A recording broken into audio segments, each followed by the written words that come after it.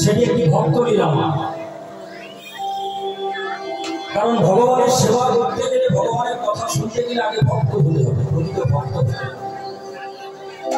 তাই আজকে আমরা আস্বাদন করব ভক্ত হরিদাস। সেই ভক্ত হরিদাসের কথা আমরা আস্বাদন করব। তবে ভক্ত হরিদাসের কথা আস্বাদন করার পূর্বে আমরা কিছু গৌর কথা আস্বাদন করব। কারণ যে মহাপ্রভু, যার কৃপা ছাড়া এই কীর্তন কি জিনিস, এই নাম কি জিনিস আমরা জানতাম না, তার কৃপা।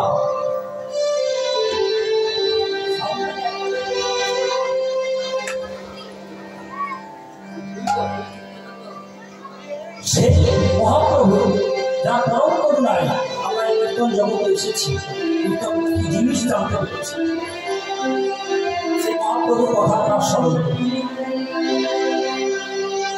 দেখুন, মহারাম বলছেন কলি ঘর তিমিরে এই গড়া ছিল জগৎ, ধর্ম কর্ম সব গেল দূরে। আমরা কলি ঘর জীবন, আমরা ধর্মকে মানি না, ভগবানের উপর থেকে আস্তে আস্তে ভক্তি শ্রদ্ধা সত্য শুরু হয়েছে। এই যে আমাদের এই দুর্গতি, এই আমাদের এই দুর্গতির কারণ কি? আমরা ভগবানকে ভুলে যাচ্ছি, ধর্মকে ভুলে যাচ্ছি। তাই মহারাজ কি বলছেন? কলি ঘোর আমার গোড়া ছিল জগৎ, কলি ঘোর আমার গোড়া ছিল জগৎ,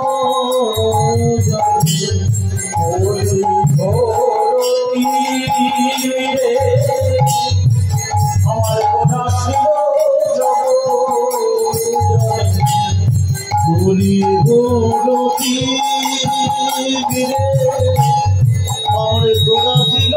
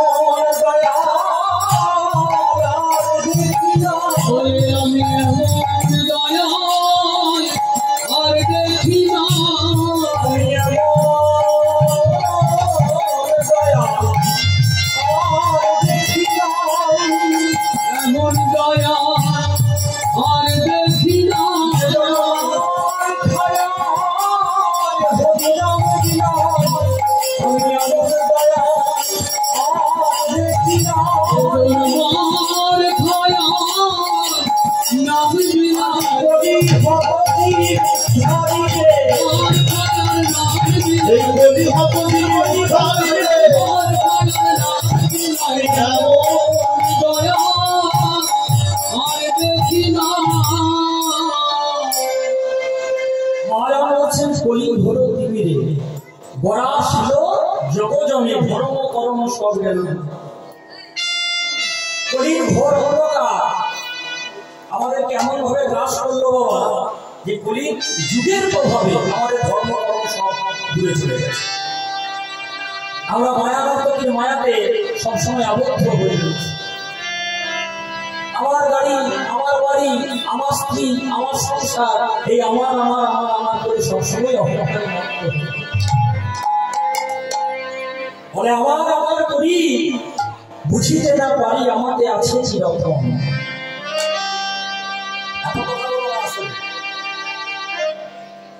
আমার আমার করি বুঝিতে না পারি আমাকে আছে চিরতম। যার শক্তি বলে বেড়ায় চলে বলে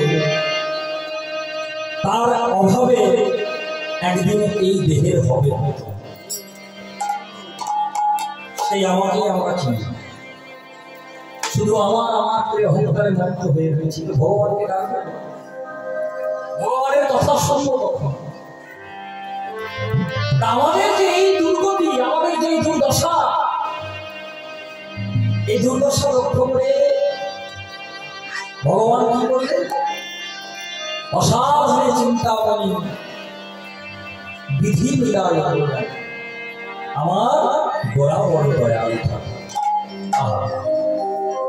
আমাদেরকে উদ্ধার করবার জন্য মহাপ্রভু নাম রূপ অস্ত্র নিয়ে আমাদের কাছে দেখো।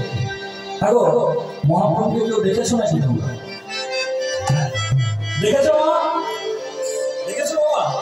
দেখো নি? এই মা দেখেছো তোমরা? মহাপ্রভুকে দেখো নি তো? তা মহাপ্রভু এখন যদি আমাদের সামনে এখানে এসে দাঁড়ায়, মহাপ্রভুকে দেখতে কেমন জানো? শুনবে কি? শুনবে কি? রসে তনু ধর ধর গৌরী সরোবর, রসে তনু ধর ধর গৌরী সরোবর, রসে তনু ধর ধর গৌরী সরোবর, রসে তনু ধর ধর গৌরী সরোবর। দেখলে আখি ফেরানো না যায়, দেখলে আখি ফেরানো না যায়, যাদের দেখলে আখি ফেরানো না যায়, দেখলে আখি ফেরানো না যায়। মহাপ্রভু আমাদের জন্য কি আনলেন? খালি হাতে এসেছেন কি? মহাপ্রভু আমাদের উদ্ধার করার জন্য খালি হাতে এসেছে? তাহলে কি নিয়ে এসেছে? কি ধরো কি নিয়ে এসেছে? হরি নাম প্রেমী ভক্তি নাম তাহারি, হরি নাম প্রেমী ভক্তি নাম হরি নাম প্রেমী ভক্তি নাম তাহারি, হরি নাম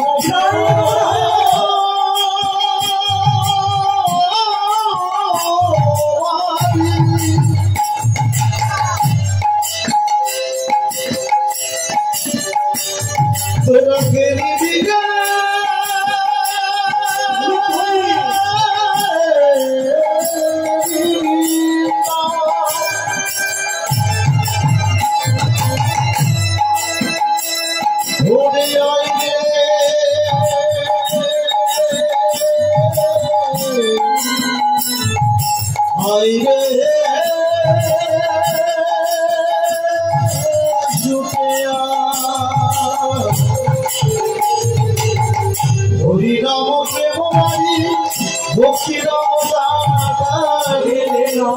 এলে নাম শ্রী গৌর হরি, এলে নাম শ্রী গৌর হরি, এলে নাম শ্রী গৌর হরি, এলে নাম শ্রী গৌর হরি। তাহলে মহাপ্রভু এত সুন্দর জিনিসটা নিয়ে এসেছে আমাদের জন্য, তা আমরা কি করছি? মহাপ্রভুকে সম্মান করছি। তাহলে আমরা যদি মহাপ্রভুকে সম্মান না করি কি হবে জানো?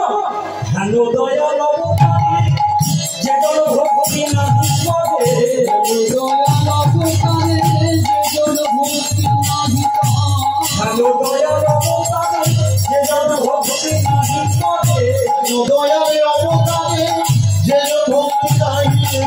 সেই পাপী দয়ারে গেল সেই পাপী দয়ারে গেল সেই পাপী দয়ারে গেল সেই পাপী দয়ারে গেল তার আসা যাওয়া সার কোথায় আসা যাওয়া সার হলো আসা যাওয়া সার হলো কোথায় আসা যাওয়া সার হলো তাই চরণে ভজিল আসা যাওয়া সার হলো তাই চরণে ভজিল প্রেমানন্দে দিদি বাহু তুলে তাই চরণে ভজিল প্রেমানন্দে দিদি বাহু তুলে তাই চরণে ভজিল আসা যাওয়া সার হলো।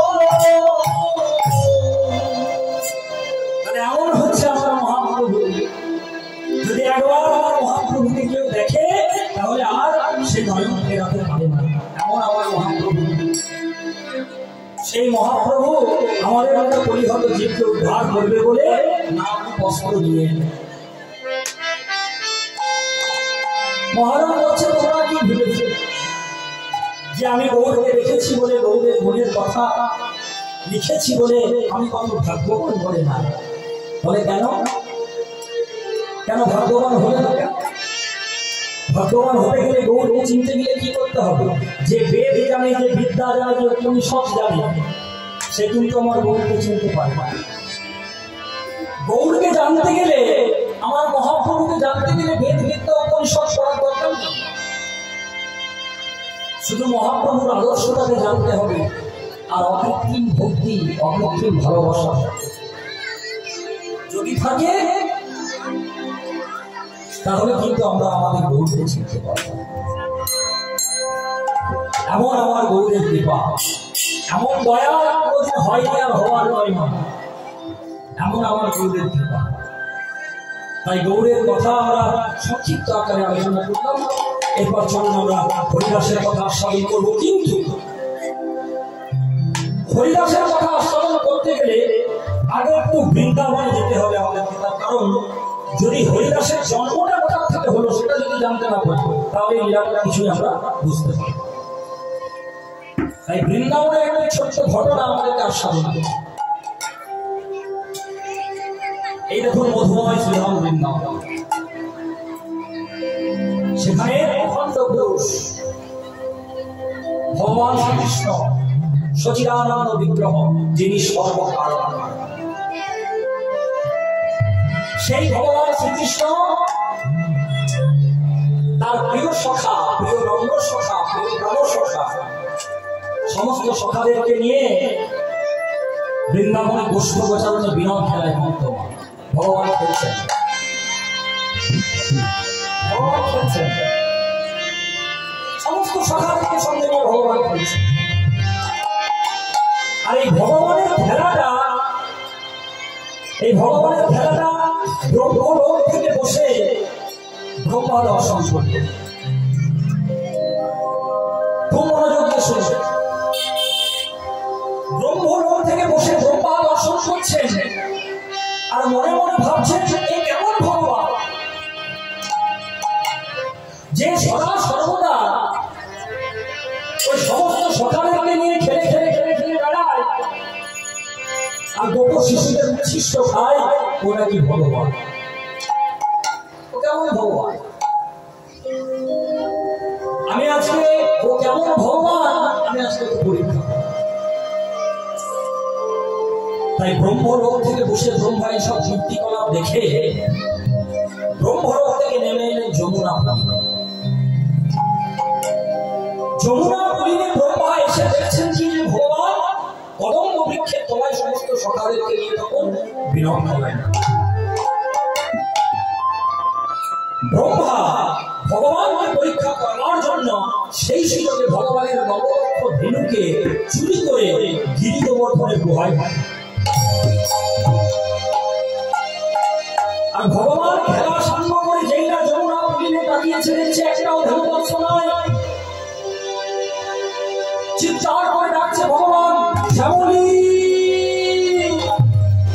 ওরে ও শ্যামলী, কোন সাড়া নাই। চিন্তা আমার বড্ড চিন্তা। চিন্তামণি বড্ড চিন্তায় পড়লেন, সখাদেরকে বললেন, ওরে শ্রীরাম, ওরে সুদাম, ওরে রাম, ওরে বসুদাম, তোরা এখানে একটু দাঁড়া, খুঁজে নিয়ে আসে। এই বলে ভগবান, এই বাচ্চারা এত চিন্তা করো না, ওদেরকে একটু চুপ চুপ চুপ করার ব্যবস্থা করো, আমি চিন্তা করো। এই ভক্তলীলা খুব গূঢ় লীলা, কৃষ্ণলীলা বোঝা যায়, কিন্তু ভক্তলীলা আর গৌরলীলা বোঝা বড় নয়। বোঝা বিষে বুঝিতে পারে দয়াল গুরুর কৃপা যা হয়েছে। ভক্তলীলা আর গৌরলীলা বোঝা বড় কঠিন। খুব শান্ত মস্তিষ্কে, খুব ঠান্ডা মাথায় শুনতে হবে, বুঝতে হবে। তাই ভগবান সমস্ত সখাদেরকে রেখে যেই না নবলক্ষ ধীরকে খুঁজতে গেছে, ব্রহ্মা কি করেছে সেই সুযোগে আবার ভগবানের সখাগণকেও চুরি করে গিরি গোবর্ধনের গুহায় ঢুকে ভগবান ফিরে এসে দিচ্ছে, সখাগণ নাই, ধেনুবৎস তো নাই, আবার সখাগণ। এবার চিন্তা করে একটু বেশি চিন্তায় পড়লেন, আর ধ্যানস্থ হয়ে জানতে পারলেন এই সকলই ব্রহ্মার কারসাজি। কিছু বললেন না মা, ভগবান কিছু বললেন না, শুধু মনে মনে একটু ঈশ্বর হাসলেন আর বললেন, ব্রহ্মা, অজ্ঞানতার অন্ধকারে নিমজ্জিত হয়ে তুমি নিজের পরিচয় করে ভুলে গেছে। তুমি নররূপে লীলা করতে দেখে তুমি আমায় পরীক্ষা করলে ব্রহ্মা। তুমি ভুলে গেছো যে তোমার জন্য আমার নাভিকমল থেকে আমি সেই ভগবান, তুমি আমাকে পরীক্ষা করলে ব্রহ্মা। বেশ, এর উপযুক্ত ব্যবস্থা আমি করব। ভগবান তো সৃষ্টি স্থিতি প্রলয়ের মালিক বাবা, ভগবানের কিসের অভাব? তাই ভগবান কি করেছে, নিজ আত্মা থেকে সৃষ্টি করলেন, নিজ আত্মা থেকে সৃষ্টি করলেন নবলক্ষ ধেনুকে এবং সখাগণকে। এই ঘটনাটা মন দিয়ে শুরু, সৃষ্টি করে পুনরায় পরের দিনে আবার বিনোদ খেলায় মরে। আর ব্রহ্মা যেই না খেলাটা দেখেছে, ব্রহ্মা মনে মনে ভাবছে, নবলক্ষ ধেনু সখাগণ সবাই তাকে চুরি করে আমি গিরি গোবর্ধনের গুহায় ঢুকিয়ে এসেছিলাম। তবে কি তারা ওখান থেকে চলে এলো? ওই গিয়ে আমি একবার দেখি তো। ব্রহ্মা গিয়ে দেখছে গিরি গোবর্ধনের গুহাতেও নবলক্ষ ধেনু সখাগণ রয়েছে, আবার যমুনা নদীতেও রয়েছে। আশ্চর্য ব্যাপার, এ তো যে সে মানুষ নয়, একে কাকে পরীক্ষা করেছে? এবার আমাকে দেখতে হবে। এবার ব্রহ্মা ধ্যানস্থ হয়েছে, আর ধ্যানস্থ হয়ে জানতে পেরেছে ইনি আর অন্য কেউ নন, ইনি সেই সৃষ্টি স্থিতি প্রলয়ের মালিক, ইনি সেই পূর্ণ ব্রহ্মনারায়ণ। আচারকে বললেন,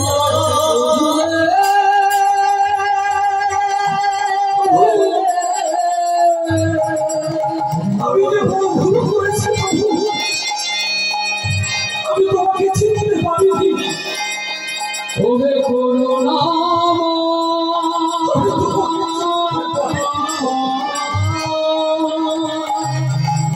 আমি না জেনে তোমাকে পরীক্ষা করেছি প্রভু,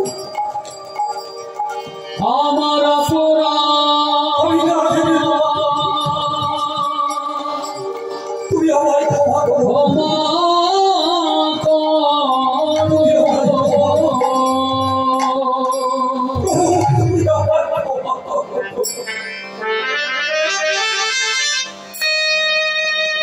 ভগবান বললেন, ব্রহ্মা,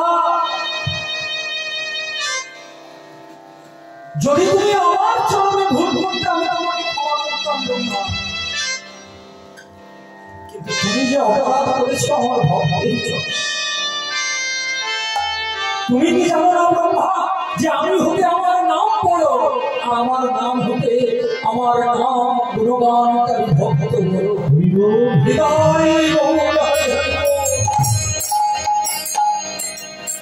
তাই তুমি যদি আমার চরণে অপরাধ করতে আমি তোমাকে ক্ষমা করে দিতাম, কিন্তু তুমি যে অপরাধ করেছো আমার ভক্তের চরণে আমি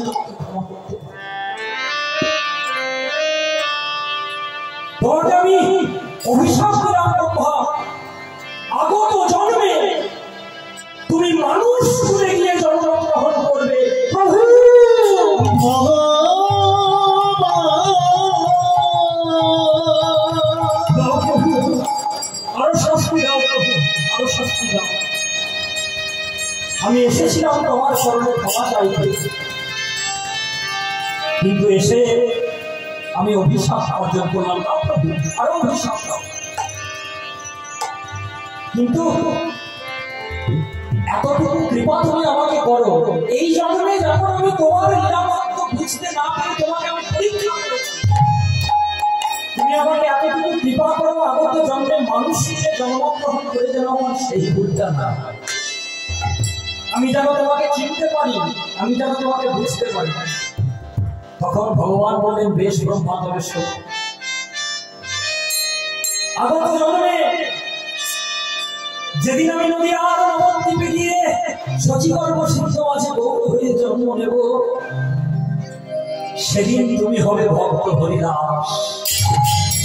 আর যতক্ষণ না তুমি আমার লীলামাত্র না প্রচার করবে, না জানাবে জগৎবাসী, ততক্ষণ আমাকে চিনবে না। আরো একটা আশীর্বাদ তোমাকে দিয়ে গেলাম, যেখানে আমার নাম গুণগান হবে, যেখানে মহাপ্রভুর নামে ভোগ লাগানো হবে, সেখানে হরিদাসের নাম ভোগ লাগানো হবে। দেখবেন যারা বৈষ্ণব ভক্তরা আছেন, বাবা যারা বৈষ্ণব আছেন, এখানে দেখবেন যেখানে নাম হয়, নাম কিছু কৃষ্ণ যেখানে হয়, যেদিন 56 ভোগ হয় দেখবেন গুরুদেব দিনে, সেদিন একটা মালসা হরিদাসের নামে নিবেদন করা হয়। ভগবানের আশীর্বাদ। তবে ভগবান বললেন, শোনো ব্রহ্মা, ভুল যখন করেছো শাস্তি তোমাকে পেতেই হবে। কি শাস্তি জানো? ভুল যখন করেছো শাস্তি তোমাকে পেতে হবে। বুঝছো, তুমি আমার নবলক্ষ ধেনুকে চুরি করেছো, নবলক্ষ ধেনুকে চুরি করে তুমি মুসলমানের পরিচয় দিয়েছো। তাই তোমার প্রথম শাস্তি হচ্ছে তোমাকে হিন্দুর ঘরে জন্মগ্রহণ করেও তোমাকে মুসলমানের ঘরে পালিত হতে হবে। ওই যে তুমি আমার সখাগণকে চুরি করেছে, ওই সখাগণকে চুরি করার অপরাধে তোমাকে পান্ডুয়ার 22 বাজারে একটার পর একটা বেত্রাঘাত সইতে হবে। অভিশাপ দিলেন ভগবান। সেই ব্রহ্মা ভগবানের অভিশাপ পেয়ে আজ থেকে বহু বাবা বর্তমানে বাংলাদেশের খুলনা জেলার বুড়হর একটি ব্রাহ্মণ পরিবারে জন্মগ্রহণ করেন। ওই যে বলেছিল হিন্দু ঘরে জন্মগ্রহণ করবে, হিন্দু ব্রাহ্মণ ঘরে জন্মগ্রহণ করেছে। পিতার নাম ছিল মনোহর চক্রবর্তী আর মাতা ছিলেন উজ্জ্বলা দেবী। কিন্তু ভগবানের অভিশাপ পেয়েছে, কেমন ভাগ্যের চাকাটা ঘুরতে দেখে। 3 দিনের শিশু মাত্র, 3 দিনের শিশু মাত্র পিতা মারা গেল। আর পিতার চিতায় সেই 3 দিনের শিশুটির মাকেও জানিয়ে দেওয়া হলো। কেন জানেন? কারণ তৎকালীন সময় একটা কথা ছিল, বাবা স্বামী মারা গেলে স্বামীর চিতায় তার স্ত্রীকে জলে জানতে জানিয়ে সতীদাহ। পরবর্তীকালে অনেক সংগ্রাম করে রাজা রামমোহন রায় এই প্রথাটা বিলুপ্ত।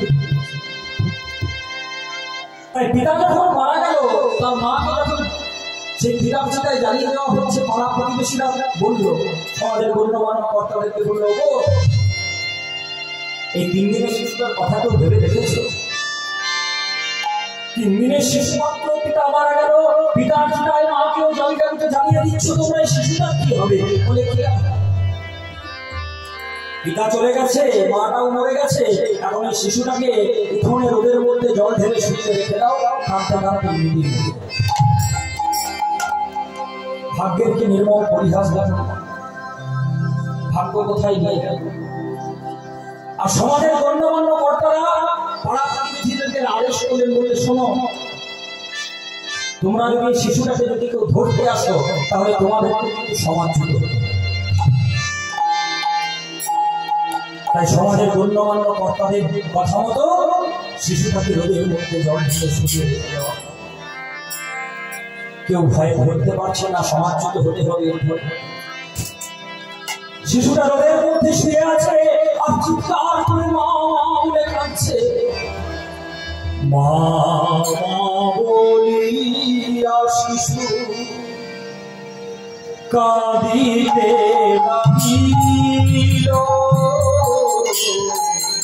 মা বলিয়া শিশু কাঁদিতে লাগিল।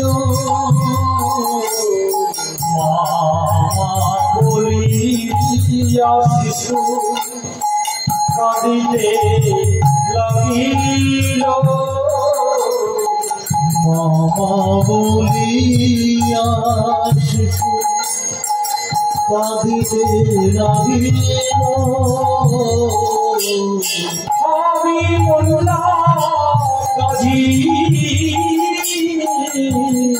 এসে বলে তুলিল। আমি মোল্লা কাজী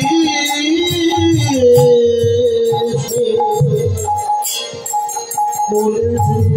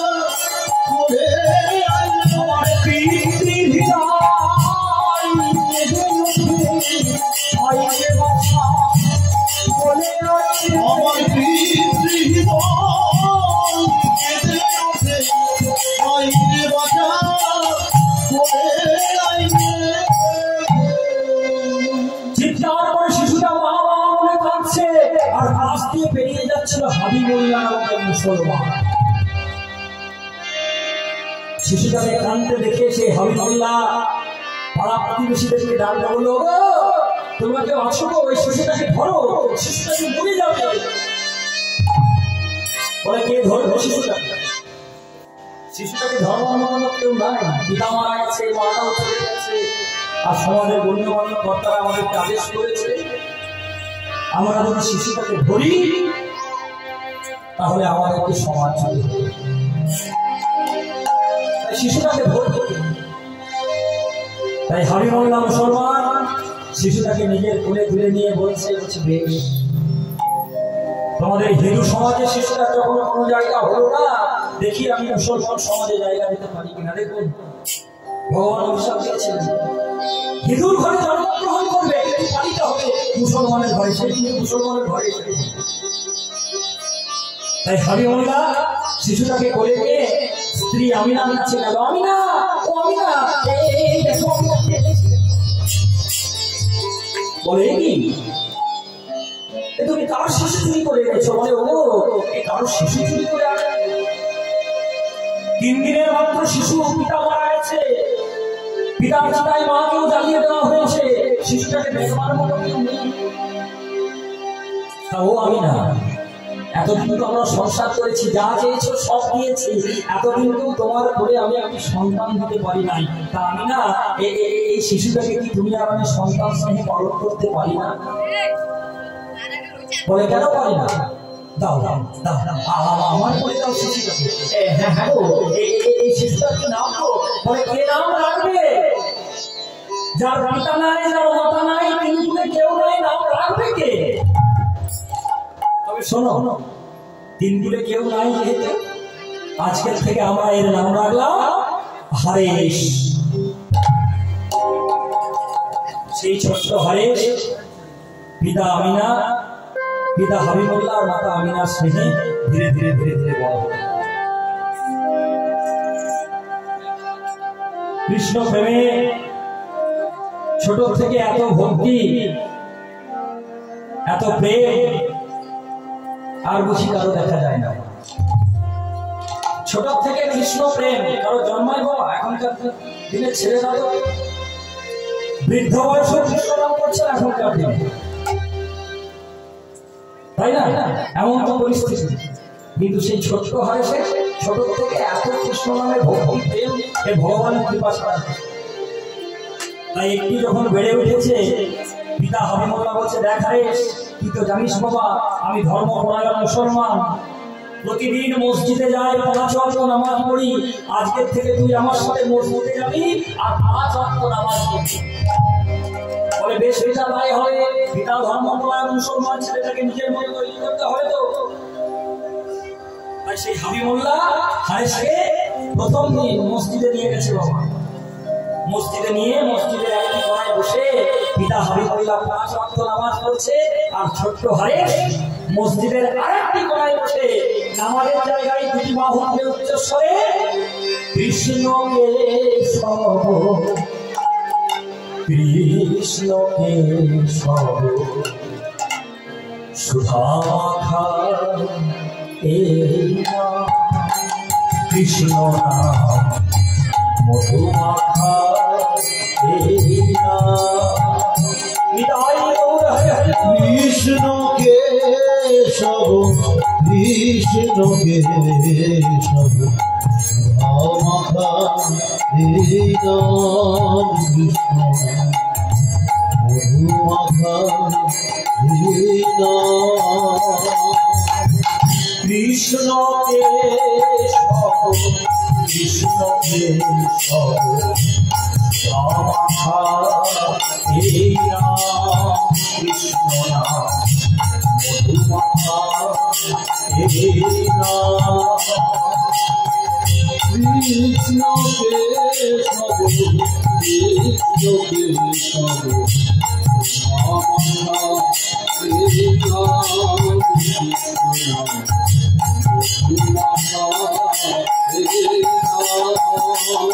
নাম জপরে জপরে জপরে জপরে জপরে জপরে রসনা, জপরে জপরে জপরে নাম জপরে জপরে জপরে রসনা,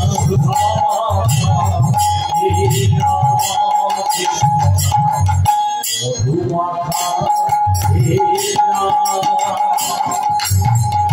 কৃষ্ণকে সব,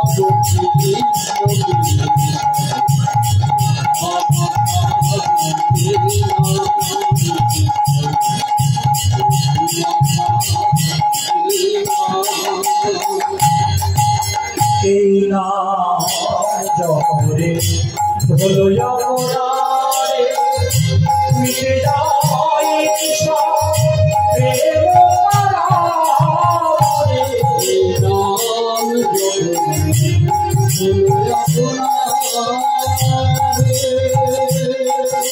ভুলে যা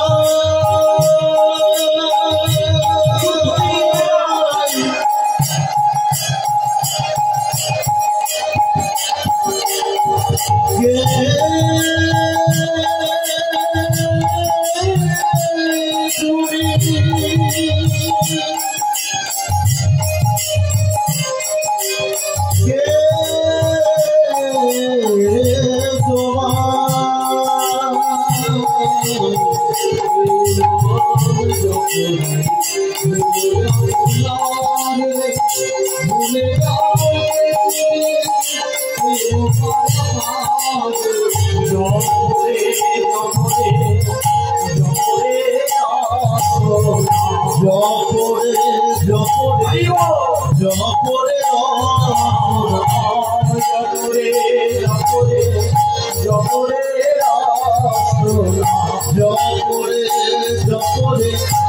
জপরে রসনা সুধা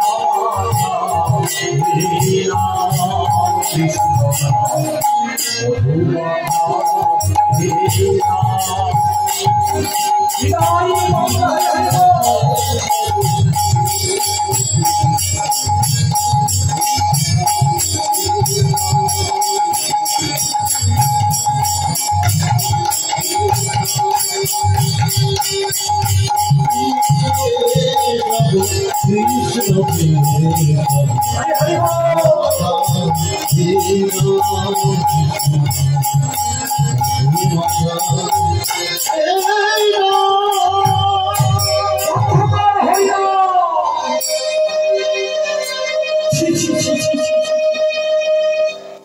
কি করছে সারে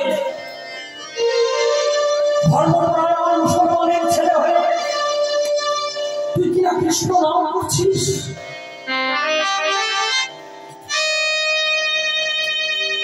ধর্মপ্রাণ মুসলমানের ছেলে হয়ে তুই কৃষ্ণ নাম করিস? তুই জানিস না বাবা, মুসলমান হয়ে কৃষ্ণ নাম করা গুনাহ,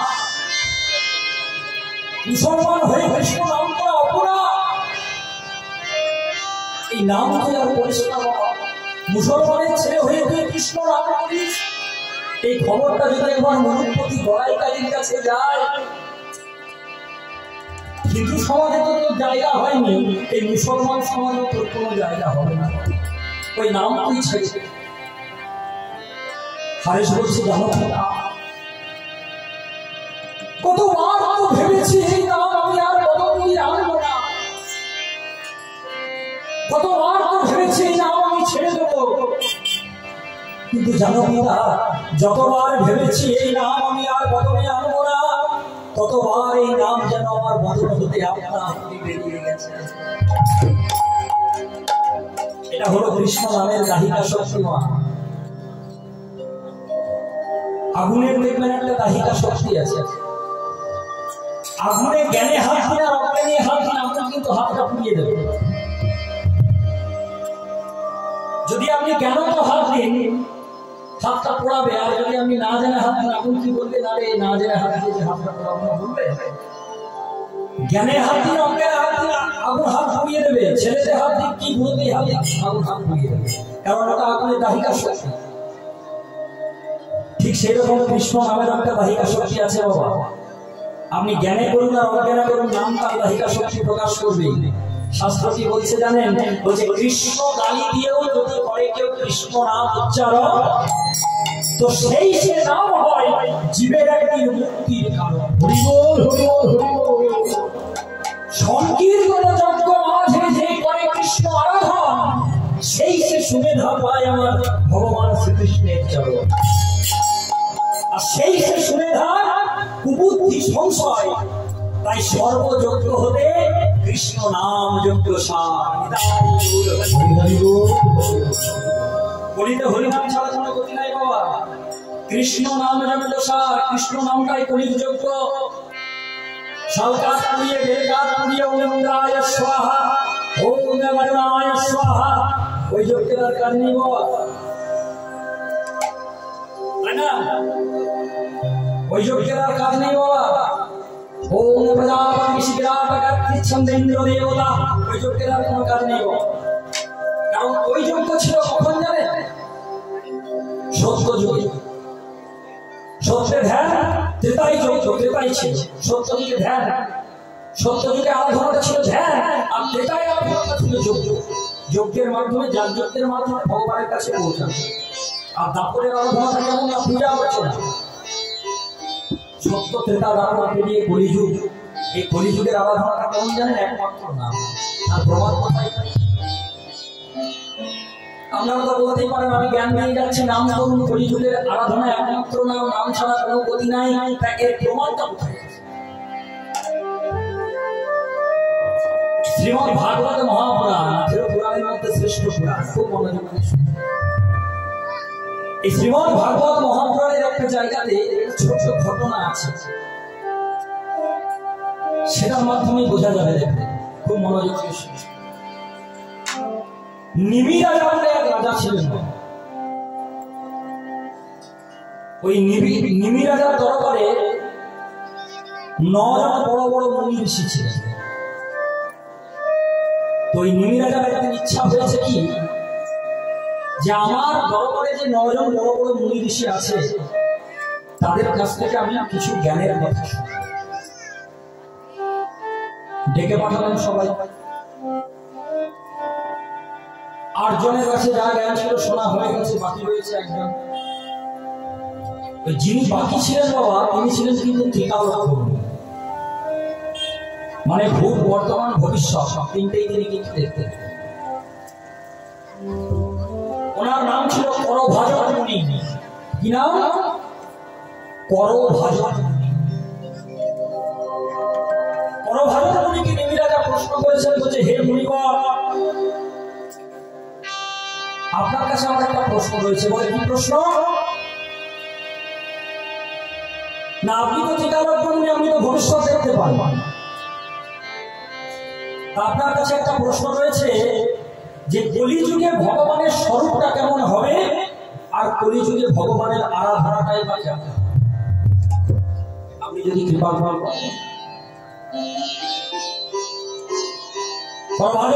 বেশ রাজন, আমি দুটো শ্লোকের মাধ্যমে বলে দেবো কলিযুগের ভগবানের আরাধনাটা কেমন হবে আর কলিযুগের ভগবানের স্বরূপটাই বা কেমন হবে।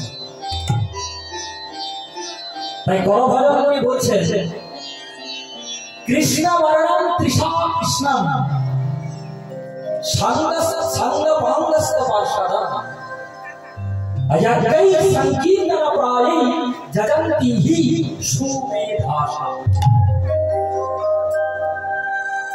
কলিযুগের ভগবানের স্বরূপ অর্থাৎ কলিযুগের ভগবান দেখতে কেমন হবে, আরাধনাটা কেমন হবে বলে দিয়েছে। কেমন হবে বলছে, কৃষ্ণ বর্ণম তৃষা কৃষ্ণম। কৃষ্ণ বর্ণম, একটা করে দেখুন, একটা করে অর্থ দেখুন। কৃষ্ণ বর্ণম বাবা, কৃষ্ণ কথার অর্থ, কৃষ্ণ কথার অর্থ কি? কালো। আর বর্ণ শব্দের অর্থ কি? রং। তাহলে কৃষ্ণ বর্ণ মানে হচ্ছে কালো রং, তাই তো? তা কলিযুগের ভগবানের নাম কি? চৈতন্য মহাপ্রভু। গৌর হরি আমাদের কলিযুগের ভগবান অবতার। গৌর হরি রংটা কালো ছিল, তাহলে মুনিবর ভুল বলেছে। ভুল বলেনি, আমার বোঝা ভুল। কেমন দেখুন, কৃষ্ণ বর্ণ মানে কালো রঙের নয়। তারপরে কথাটাই জানা দেখুন, কৃষ্ণ বর্ণের পরে বলছেন তৃষা কৃষ্ণম। এই তৃষা কৃষ্ণম শব্দের অর্থ কি দেখুন, তৃষা শব্দের অর্থ হচ্ছে ত্বক। তৃষা কৃষ্ণের অর্থ হচ্ছে ত্বক, আর অকৃষ্ণম মানে হচ্ছে যাহা কালো নয়। তৃষা কৃষ্ণকে সত্যি বিচ্ছেদ করলে দুটো শব্দ পাওয়া যায়, তৃষাযুক্ত অকৃষ্ণম। তৃষাযুক্ত অকৃষ্ণম, তৃষা শব্দের অর্থ হচ্ছে ত্বক মানে চামড়া, আর কৃষ্ণম মানে হচ্ছে যাহা কালো নয়, অর্থাৎ চামড়ার দ্বারা যিনি কালো নন, অর্থাৎ যিনি ফর্সা। তাহলে গৌর হরি ফর্সা, গৌর বর্ণের। তাহলে কৃষ্ণ বর্ণ শব্দের অর্থটা কি না, কৃষ্ণ বর্ণয়তি য সকৃষ্ণ বর্ণ,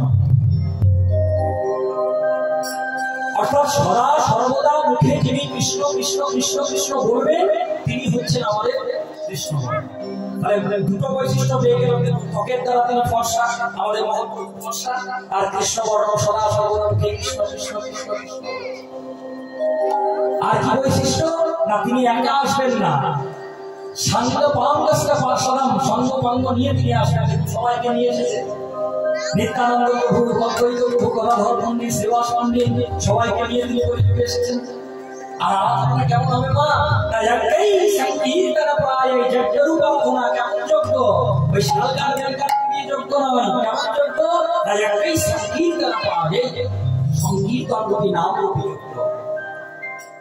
কারা করবে বাবা যজ্ঞটা? জানন্তি, সেই করবে। কি করবে? যে হবে সুমেধাসা, অর্থাৎ যে হবে মেধাবান, যে হবে বুদ্ধিমান, সেই একমাত্র নাম রূপ যজ্ঞের দ্বারা আমার মহাপ্রভুকে সেবা করবে। আর যে বোকা হবে সে কি করবে? কৃষ্ণ বিমুখ হয়ে থাকবে। হরি কথা শুনতে তার ভালো লাগবে না, কৃষ্ণ কথা শুনতে তার ভালো লাগবে না। কলিযুগের একমাত্র আরাধনা কৃষ্ণ নাম, সেই নামকে ভালোবাসতে হবে। এমন ভালোবাসা এসেছিল হারেস, বলছে পিতা কতবার ভেবেছি যে নাম আমি ছেড়ে দেবো, কিন্তু যতবার ভেবেছি এই নাম আমি আর বদল দিয়ে আনবো না, ততবার বদল দিয়ে যেন আপনি নাম বেরিয়ে গেছে। এমন ভাবে ভালোবাসতে পিতা হরিবল্লভ অনেকবার স্বপ্ন করছে, একবার এই নাম পূজা করিস না, তুই মুসলমানের ছেলে হয়ে নাম করিস। এই খবরটা যদি একবার মুলুকপতি গড়াই কাটি জানতে পারে তবে মুসলমান সমাজে তো কোনো জায়গা হতো না। কিন্তু এতক্ষণে কিন্তু মুলুকপতি গড়াই কাটির কাছে খবরটা চলে গেছে যে হারেস মুসলমান হয়ে কৃষ্ণ নাম করে। কাজী সাহেব পেয়াদাকে পাঠালেন, যাও হারেসকে আবার দরবারে ধরে নিয়ে আসো, হারেসকে আবার দরবারে ধরে নিয়ে আসো। তাই কাজী পেয়াদারা গিয়ে হারেসকে কাজীর দরবারে যে উপস্থিত করেছে। কাজী সাহেব বলছে, কি হারেস, তুমি নাকি মুসলমান হয়ে কৃষ্ণ নাম করো, তুমি নাকি মুসলমান হয়ে হরিনাম করো। শোনো হারেস, এই নাম আমাকে ছাড়তে হবে। কাজী সাহেব পেয়াদাদেরকে বলে, যাও একে পান্ডুয়ার 22 বাজারে নিয়ে গিয়ে একটা গাছের সঙ্গে বেঁধে একে বেত্রাঘাত করে ভেতর থেকে নাম ছাড়াও। আর ভবন থেকে যদি নাম না ছাড়তে পারো তাহলে একে প্রাণে মেরে ফেলো, আর প্রাণেও যদি না মারতে পারো তবে শুনে রাখো আমার হাতে তোমাদের প্রাণ যাবে। হারেস মৃদু মৃদু হাসতে যাওয়া কাজী সাহেবকে বললেন, কাজী সাহেব আপনি বেত্রাঘাত করে আমাকে বদরের নামটা হয়তো ছাড়াতে পারবেন, কিন্তু আমার হৃদয়ে আছে, আমার অন্তরে যে দিন রাত দিবানিশি হরিনাম হচ্ছে, সেই নাম আপনি কেমন করে বন্ধ করবেন, সেই নাম আপনি কেমন করে বলবেন। তবে তুমি নাম ছাড়ো। পেয়াদাদেরকে বললেন, যাও একে নিয়ে যাও পান্ডুয়ার 22 বাজারে বেত্রাঘাত করে বলুন তুমি নাম ছাড়ো। কাজীর পেয়াদারা হারেসকে পান্ডুয়ার 22 বাজারে নিয়ে গিয়ে একটা গাছের সঙ্গে বেঁধেছে। একটা গাছের সঙ্গে বেঁধে একটা বেতের চাবুক এনে হারেসের অঙ্গে প্রহার করছে আর বলছে, কৃষ্ণ নাম ছাড়, কৃষ্ণ করুণা সিংহ, করুণা সিন্ধু,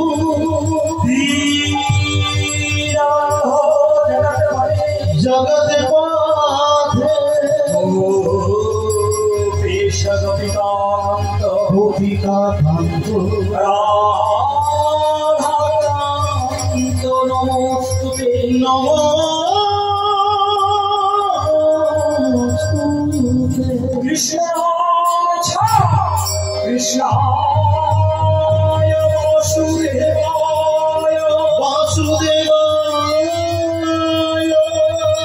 হরে পরমাত্মনে পরমাত্মা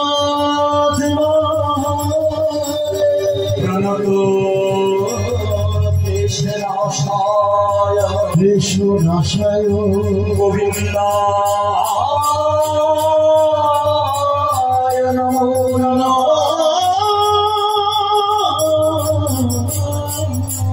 কৃষ্ণ ছাড়, আর মেরো আমাকে দুর্গা। প্রভু ওরা তো বোঝে না ওরা কি অপরাধ করছে, ওরা যতবার আমার আমাকে বেত্রাঘাত করছে প্রতিটা আঘাতের প্রভাব আমাকে দিয়ে যাচ্ছে।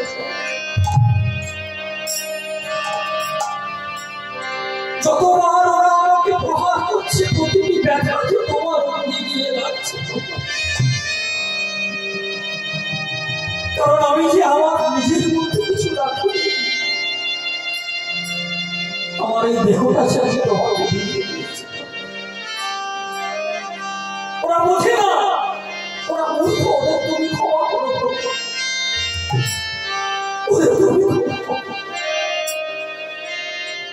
একটার পর একটা বেত্রাঘাত করছে। কৃষ্ণ নাম ছাড়, কৃষ্ণ নাম ছাড়, কৃষ্ণ নাম ছাড়।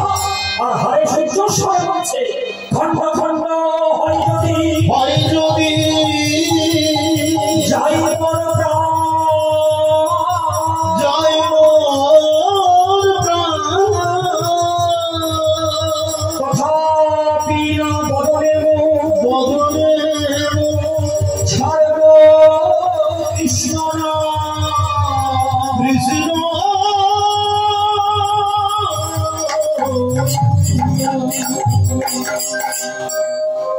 মুরারি মুকুন্দ জগদানন্দ, নামের বর্ণে বর্ণে সুধা ঝরে। মুরারি মুকুন্দ তাই হরে হরে বল হরে।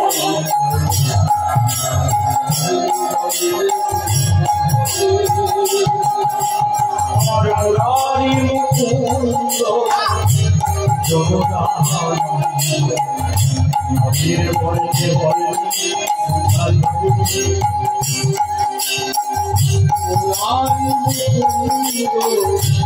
সুধা ঝরে।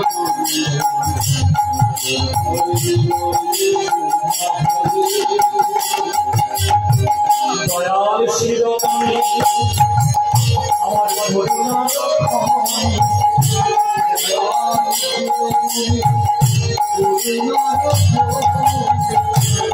দয়াল শিরোমণি আমার করুণা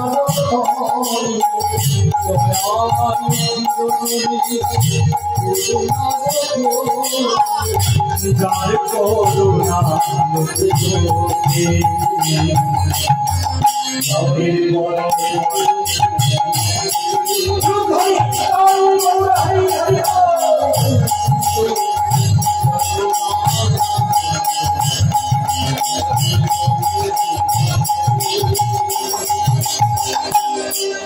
যত প্রহার করছে তত কৃষ্ণ নাম উচ্চস্বরে করতে লাগলো। হয় যত বলছে কৃষ্ণ নাম ছাড়, তত উচ্চস্বরে কৃষ্ণ নাম করছে।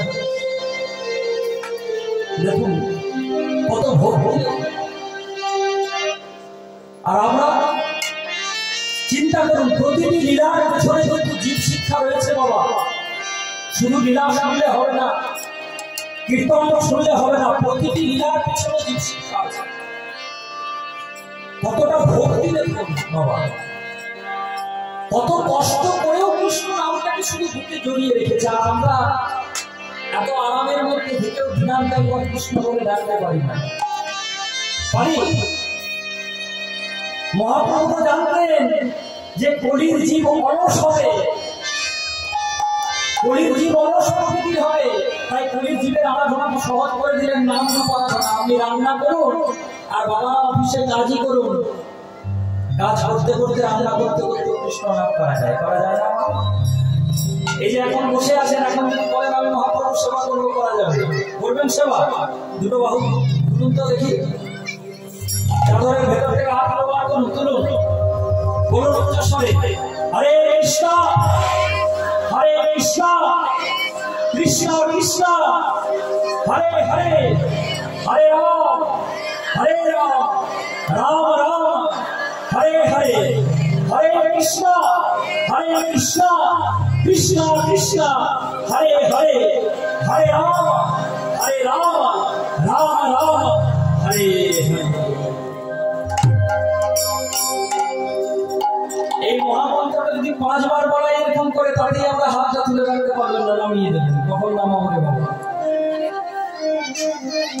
এত কষ্ট আমাদের। আর হারিসের কথাটা বলুন, বেত্রাঘাত সহ্য করে নাম ছাড়েন, কতটা ভক্তি দেখুন। আমাদের মধ্যে ভক্তিটা কেন নেই জানেন না? বিশ্বাসটা নেই বলে। কারণ ভক্তি জন্ম নেই কিন্তু বিশ্বাস থেকে, বিশ্বাস করতে জানতে হবে ভগবান যে আমার যত বড়ই বিপদ হোক, যত দুঃখেই থাকি না কেন, আমার ভগবান আমাকে নিচে হাতে সেই বিপদ থেকে উদ্ধার করবেই।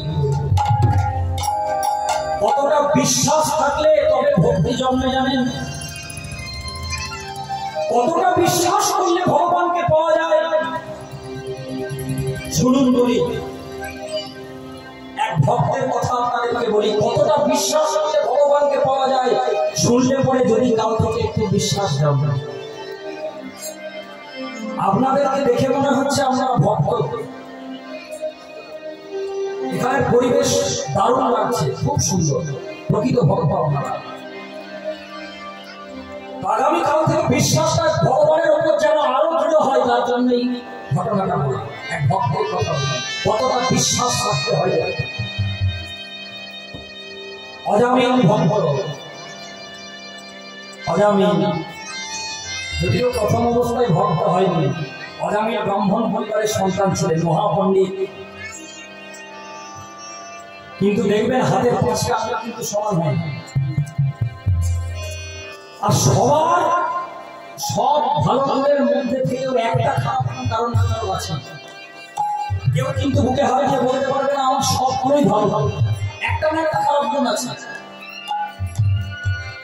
অজামিল ব্রাহ্মণ পরিবারের সন্তান ছিল, মহাপণ্ডিত ছিল, মহাজ্ঞানী ছিল, কিন্তু একটা খারাপ গুণ ছিল, কি জানেন? মাঝে মাঝে খারাপ পাড়ায় যাওয়ার নেশা ছিল অজামিল। ওই খারাপ পাড়ায় যেতে যেতে এক পতিতার প্রেমে পড়ে গেল একটা অজামিল। পতিতাকে বিবাহ করল। কিছুদিন সংসার করার পরেই অজামিলের স্ত্রী বলছে, শোনো, তোমার কাছে এই দুঃখ সহ্য করার জন্য তোমাকে আমি বিয়ে করিনি, আরো বেশি বেশি রোজগার করো, চুরি করো, চুরি করে রোজগার করো, যদি চুরি করো রোজগার কম হয় দরকার হবে ডাকাতি করো, তুমি রোজগার করো। দেখুন বাবা, সঙ্গ দোষ। সঙ্গ যদি একবার ভুল হয়ে যায় তো সব ভুল। ওই জন্য শাস্ত্র বলছে সাধুর সঙ্গ, সাধুর সঙ্গ সর্বশাস্ত্রে কয়, আর লবামাত্র সাধু সঙ্গ কৃষ্ণ প্রাপ্তি হয়। সাধু সঙ্গ করতে হবে। অজামিল দেখুন পতিতার প্রেমে পড়ে পতিতার সঙ্গ করে চোর হয়ে গেল, চোর থেকে ডাকাত হয়ে গেল। একবার অজামিল ডাকাতি করতে বাইরে গেছে, এমন ডাকাত হয়ে গেছে যে ছোট ছোট ছেলেরা পর্যন্ত মারা যখন ছেলেদেরকে ভাত খাওয়ায়, মুড়ি খাওয়ায় না, খেতে না যাইলে অজামিলের নামে ভয় দেখায়। সোজা বেটা नहीं तो অজামিল आ जाएगा, না ঘুমালে ভয় দেখায়, ঘুমিয়ে পড় তা নাহলে অজামিল চলে আসবে। এমন ডাকাত হয়ে গেছে অজামিল। একবার ডাকাতি করতে অজামিল বাইরে গেছে, আর সেই সুযোগে একদম সাধু অজামিলের ঘরে এসেছে। অজামিল স্ত্রী ছিল, বলছে মা কেউ বাড়িতে আছো? অজামিলের স্ত্রী সঙ্গে সঙ্গে বেরিয়ে বলছে হ্যাঁ বাবা। বলে যদি কিছু সেবা করাতে খুব ভালো। অজামিলের স্ত্রী মনে মনে ভেবেছে যে অজামিল তো সাধু পছন্দ করে না, এখন যদি অজামিল চলে আসে সাধুদেরকে অপমান করবে, তাই অজামিলের স্ত্রী বলছে না বাবা আমার ঘরে কোনো সেবা হবে না, আপনারা ফিরে যান। তাই সাধু ফিরে চলে যাচ্ছে। আর তখন অজামিলের স্ত্রী ভাবছে আমি তো পতিতার মেয়ে, আমি তো পতিতা, আমার তো কোনো জাত নেই, না জানি এমন ভালো কর্ম করেছিলাম যার জন্য আমি সাধু সেবার সুযোগ পেয়েছিলাম, সাধুকে ফিরিয়ে দেবো। তাই আবার ডেকেছে যে বাবা। বলে কি হয়েছে মা? বলে বাবা শুনেছি নাকি অন্যে দোষ আছে, কিন্তু শুকনো খাবারে দোষ নেই, আমি যদি শুকনো আটা দিয়ে দিই আপনি খেয়ে নিতে পারবেন বানিয়ে? বলছে কেন পারবো না, তাই দাও। এই বলে কিছু আটা দিয়ে দিয়েছে, সাধুরা বানিয়ে সেবা করেছে। সেবা করার পরে অজামিলের স্ত্রীকে বলছে মা সেবা করা দিয়ে এবার ভোজন দক্ষিণাটা দে। আর যেই না বলেছে অজামিল সঙ্গে সঙ্গে এসে উপস্থিত, কিসের ভোজন দক্ষিণা? আমি সাধু পছন্দ করি না, ফিরে যান। অজামিলের স্ত্রী বলছে বলা নামিয়ে কথা বলো, আমি ওদেরকে থাকি। যার ভয়ে সবাই কাঁপছে, ছেলে বড় কাঁপছে, সে আবার তার স্ত্রীর ভয় কাঁপছে, বলার সঙ্গে সঙ্গে নামিয়ে কিসের অভাব তোমার? টাকার অভাব, দিয়ে দাও ভোজন দক্ষিণা। সঙ্গে সঙ্গে অজামিল হাত জোড় করে বলছে বাবা কি ভোজন দক্ষিণা চাই? বলছে শোনো বাবা, কোনো টাকা পয়সা চাই না, আমি তো সাধু, তাই দূরদর্শী বটে, আমি ভবিষ্যৎটা দেখতে পাচ্ছি তোমার স্ত্রীর গর্ভে একটি পুত্র সন্তান আসছে, সেই পুত্র সন্তানটি জন্মের পরে তার নাম রেখো নারায়ণ। সাধু চলে গেল। কিছুদিন পরে সাধুর কথা মতো অজামিলের স্ত্রীর গর্ভে একটি পুত্র সন্তানের জন্ম হলো। বাবা সাধুর কথা মতো নারায়ণ নাম রাখলেন। কিছুদিন বেশ সুখে শান্তিতে সংসার কাটছিল। কিছুদিন পরে অজামিলের এমন ব্যাধি হলো, একদম বিছানাগত হয়ে গেল। বাবা হাতে এক গ্লাস জল ধরিয়ে খাওয়া পর্যন্ত ক্ষমতা নেই। থাকবে কি করে? পাপ করেছিল না, সারা জীবন চুরি করেছে, ডাকাতি করেছে, লোকের কুলে টানি দিয়েছে। তাকে কর্ম সবাইকে ভোগ করতে হবে। কর্মফল এই জন্মের কর্মফল এই জন্মেই ভোগ করতে হবে। হাতে এক গ্লাস জল ধরিয়ে খাওয়ার পর্যন্ত ক্ষমতা নেই অজামিলের। অজামিল বুঝতে পেরে গেছে যে আমার মৃত্যুর সময় হয়ে এসেছে, মৃত্যু হবে, আর আমি মরে যাবো, শেষ নিঃশ্বাস বেরিয়ে যাবে। যেই না শেষ নিঃশ্বাস বেরিয়ে যাবে, কষ্ট পাচ্ছে, মৃত্যু যন্ত্রণা পাচ্ছে, সেই মৃত্যু যন্ত্রণার সময় একবার তার ছেলেকে লেগেছে, নারায়ণ আমায় একটু জল দিবি বাবা। যেই না এই কথা বলেছে, সঙ্গে সঙ্গে অজামিলের দেহ থেকে প্রাণ বায়ুটা বেরিয়েছে। অজামিল মারা গেলেন। আর যেই না অজামিল মারা গেলেন, অজামিলকে নিয়ে এসেছে যমদূত। যমলোকে নিয়ে যাবে, নরকে নিয়ে যাবে। আর সঙ্গে সঙ্গে ভগবান বিষ্ণুকেও পাঠিয়ে দিয়েছে, যাও অজামিলের দেহটা নিয়ে। অজামিলের দেহটা নিয়ে যমদূত আর বিষ্ণুকে কারাকারি। যমদূত বলছে আমরা নরকে নিয়ে যাবো, বিষ্ণুদূত বলছে আমরা বিষ্ণুলোকে নিয়ে যাবো। তখন বিষ্ণুদূত যমদূতকে বলছে তোমরা দাবি করো কি করে যে অজামিলকে তোমরা নিয়ে যাবে? যমদূত বিষ্ণুদূতকে বলছে তোমরা দাবি করো কি করে তোমরা অজামিলকে বিষ্ণুলোকে সারা জীবনে কি ভালো কাজ করবে? আগো স্বর্গে যেতে গেলে, বিষ্ণুলোকে যেতে গেলে তো কিছু ভালো কাজ করতে হবে। সারা জীবন চুরি করেছে, ডাকাতি করেছে। তখন বিষ্ণুদূত বলছে ও যমদূত, এই অজামিল সারা জীবন ভালো কাজ করুক খারাপ কাজ করুক দেখার দরকার নেই। ওই যাওয়ার সময়, শেষের দিনে শেষ সময় একবার তো আমাদের ভগবানের নাম করে ডেকেছে। তখন যমদূত বিষ্ণুদূতকে বলছে তোমরা ভুল ভাবছো, ভগবানের নাম করেনি, ও ওর ছেলে নারায়ণকে বলছে ডেকেছে। বলছে ডাকুক না ছেলেকে, নামটা তো আমাদের প্রভু। দেখুন নামের কি দাহিতা শক্তি দেখুন। কৃষ্ণ কালী দিয়েও যদি করে কেউ কৃষ্ণ নাম উচ্চারণ, সেই সে নাম হয় জীবের একটি মৃত্যুর কারণ। অজামিল কিন্তু জেনে শুনে নারায়ণকে ডাকেনি, ছেলেকেই ডেকেছে। যেহেতু নামটা নারায়ণ ভগবান বিষ্ণু, তাই জ্ঞানে করুন অজ্ঞানে করুন নামটা করতে হবে। নাম ছাড়া কোনদিন হয় না। আর বিশ্বাস নামের দাহিতা শক্তি। যতক্ষণ আমার বিশ্বাসটা আপনার মধ্যে না আসবে ততক্ষণ ভক্তি জন্মাবে না। আর ভক্তি না জন্মালে ততক্ষণ আপনি নাম করতে পারবেন না। আর যতক্ষণ নাম করতে না পারবেন ততক্ষণ মুক্তি পাবেন। গরিব দিলে তো নাম ছাড়া কোনো গতি নেই। কিন্তু একটা কথা জেনে রাখবেন যে ভগবানের সেবা করতে গেলে কিন্তু অনেক বিরল হয়, অনেক কথা আসে, অনেক বিপত্তি আসে। লীলাটা দেখুন, হারেস এত প্রহার হচ্ছে, হারেসের নামটা ছাড়বে।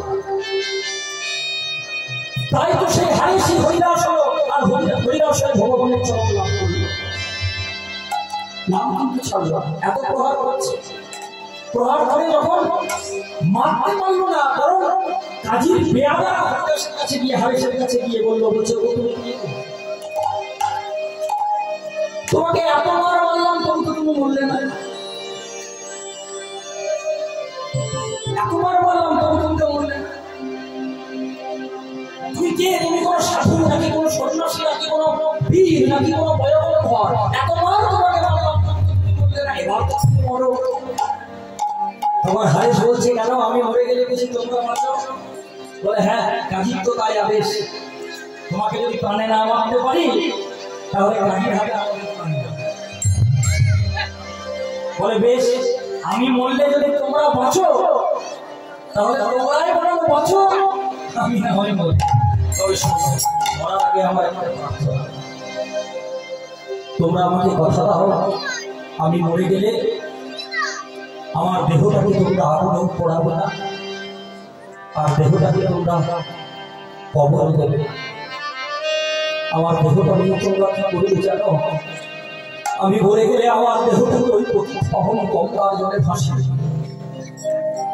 কি গো, আমার জন্য একটু করতে পারবে না? কাজী পেয়ারা বলছে কেন পারবো না? আমাদের জন্য আপনি বলতে পারেন না, আপনার জন্য একটু করতে পারবো?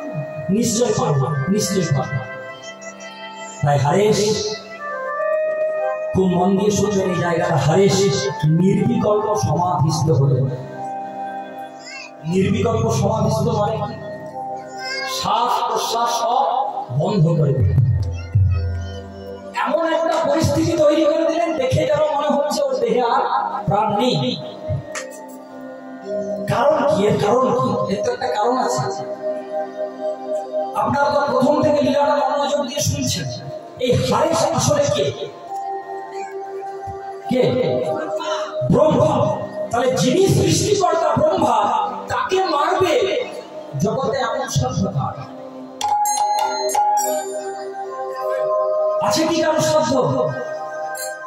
ভগবান যাকে বাঁচিয়ে রাখে তাকে মেরে দেবে এমন সাধ্য জগতে কারণ আছে? আর ভগবানের আশীর্বাদই তো আশা, লীলা করতেই তো এসেছে হরিদাস।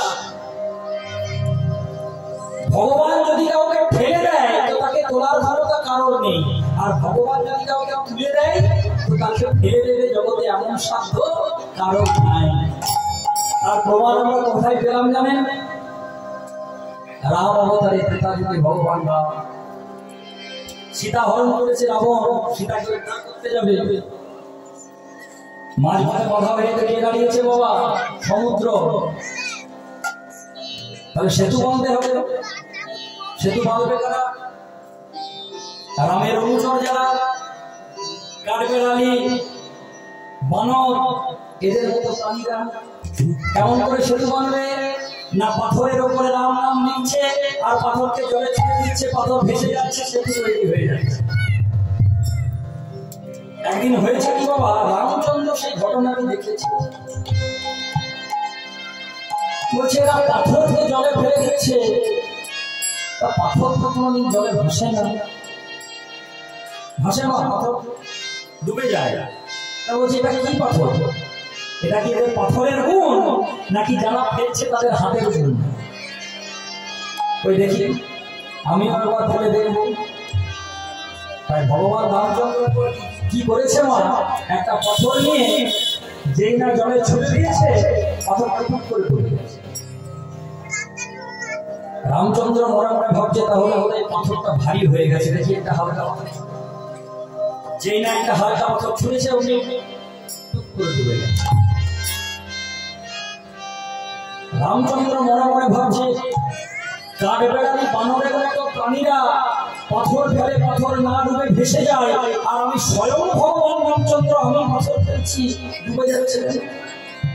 তাহলে একটু এটা পাথরের গুণ নাকি ওদের হাতের গুণ? একটু লজ্জার বিষয়। তাই ভগবান রামচন্দ্র এদিক ওদিক তাকিয়ে দেখছে কেউ দেখেছে কিনা, কারণ এটা লজ্জার বিষয়।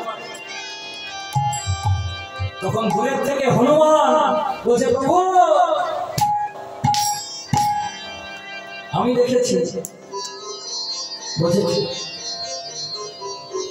দেখেছো, ভালো করেছো, কাউকে বলতে যেও না, শোনো শোনো। বলে হ্যাঁ গো হনুমান, এটা কি তোমাদের হাতের গুণ নাকি পাথরের গুণ? তোমরা পাথর ফেলো, পাথর ভেসে যায়, আমি পাথর ফেলছি, পাথর ডুবে যাচ্ছে কেন? হনুমান বলছে প্রভু এটা আমাদের পাথরের গুণ নয়, হাতের গুণ নয়, ওই পাথর ছুরি তোমার নাম লিখে ছুরি, তোমার নাম যে পাথরগুলোকে ভাসায় প্রভু। আর তুমি স্বয়ং নামী হয়ে যদি কাউকে ফেলে দাও তো জগতে আমার কার সাধ্য আছে তাকে ভাসিয়ে তুলবে?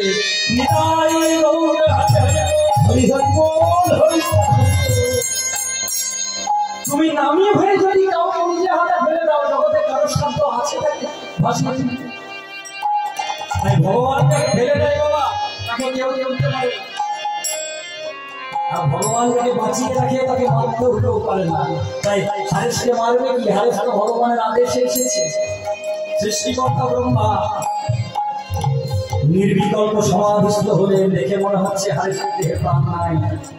কাজী পেয়ারা পেয়ারা আনন্দে কাজী সাহেবের কাছে কাছে, কাজী সাহেব, কাজী সাহেব, কাফিরটা মরে গেছে, কাফিরটা মরে গেছে। বলে বেশ হয়েছে, মরে গেছে, তো এক কাজ করো, ওকে খবর দিয়ে দাও। বলে না কাজী সাহেব, এবার আমার কথা শুনবো না। বলে কেন? বলে আপনি উল্টো পাল্টা কথা বললে তো শুনতে পারি না। বলে কেন? বলে ও মুসলমানের ঘরে বাড়িতে হলে ওর জন্ম হয়েছে হিন্দু ঘরে, ওকে খবর দিতে পারি না। বলে বেশ, খবর যখন দিতে পারে না তাহলে ওকে শ্মশানে পুড়িয়ে দাও। বলে না কাজী সাহেব, তাও পারি না। বলে কেন? বলে হিন্দুর ঘরে জন্মগ্রহণ করলো, ও যে পালিত হয়েছে মুসলমান। বলে তাহলে তাকে নিয়ে কি করবে? বলে কি আবার করবো, সাবন মরবে, লাঠিও ভাঙবে না, একটা উপায় আছে। বলে কি উপায়? ওকে বড় ধরাধরি করে গঙ্গার জলে। বলে বেশ, তবে তাই করো, আর বিলম্ব করো না। তাই হারিসের দেহটিকে ধরাধরি করে যেই না পথিক পাবনে গঙ্গার জলে ভাসিয়ে দিয়েছে মা, পথিক পাবনে গঙ্গা স্পর্শ রেখে সেই মৃত হারিসের বদন দিয়ে যেন আপনি বেরিয়ে উঠল। কৃষ্ণ কৃষ্ণ কৃষ্ণ হে কৃষ্ণ কৃষ্ণ কৃষ্ণ কৃষ্ণ কৃষ্ণ হে কৃষ্ণ কৃষ্ণ কৃষ্ণ হে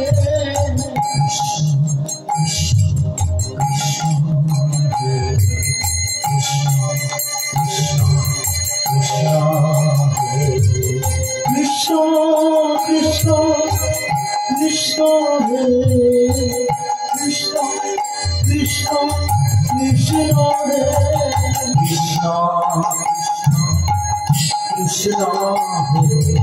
কৃষ্ণ কৃষ্ণ কৃষ্ণ হে কৃষ্ণ কৃষ্ণ কৃষ্ণ কৃষ্ণ কৃষ্ণ কৃষ্ণ কৃষ্ণ হে কৃষ্ণ হে কৃষ্ণ কৃষ্ণ কৃষ্ণ হে কৃষ্ণ কৃষ্ণ হে কৃষ্ণ কৃষ্ণ কৃষ্ণ হে কৃষ্ণ কৃষ্ণ হে কৃষ্ণ কৃষ্ণ কৃষ্ণ হে কৃষ্ণ কৃষ্ণ কৃষ্ণ হে হাসিতে হাসিতে দেহ শান্তিপুরে ঘাটেতে আইলা, শান্তিপুরে ঘাটেতে আইলা চারক প্রভুয়া ভূয়া চারের তো ছিলা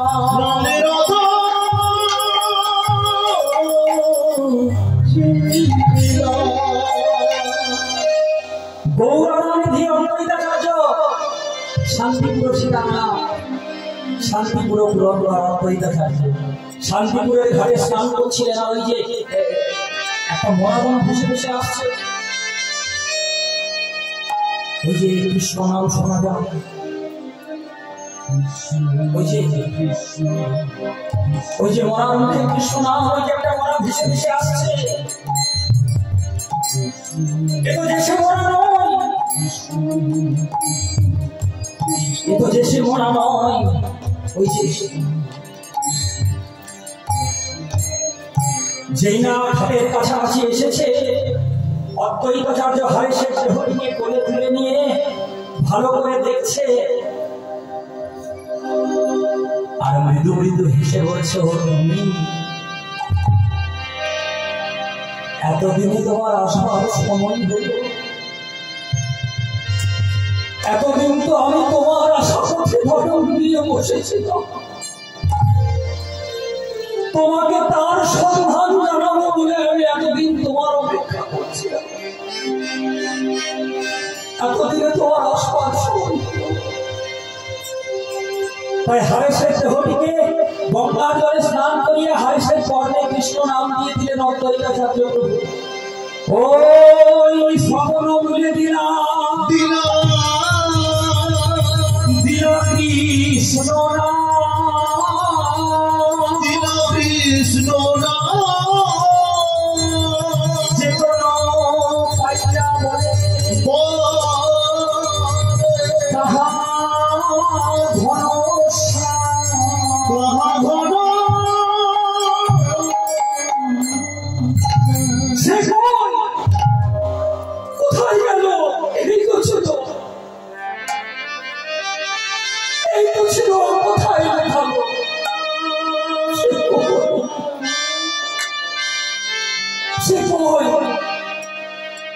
কোথায় কৃষ্ণ কৃষ্ণ কৃষ্ণ দেখা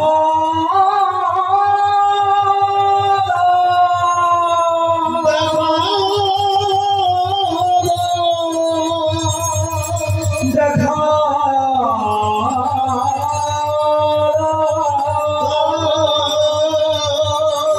দেখা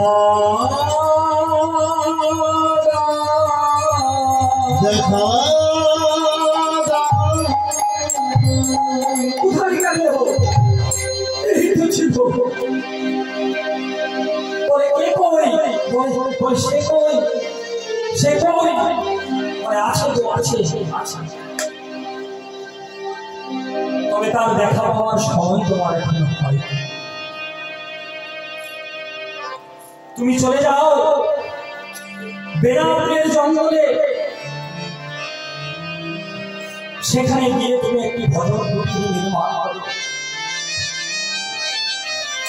ভজন কুটির নির্মাণ করে সেখানে তুমি কৃষ্ণ নামের সাধনা করতে থাকো তুমি 3 লক্ষ নামের ব্রত নাও সাধনা করতে করতে যেদিন তুমি সিদ্ধি লাভ করবে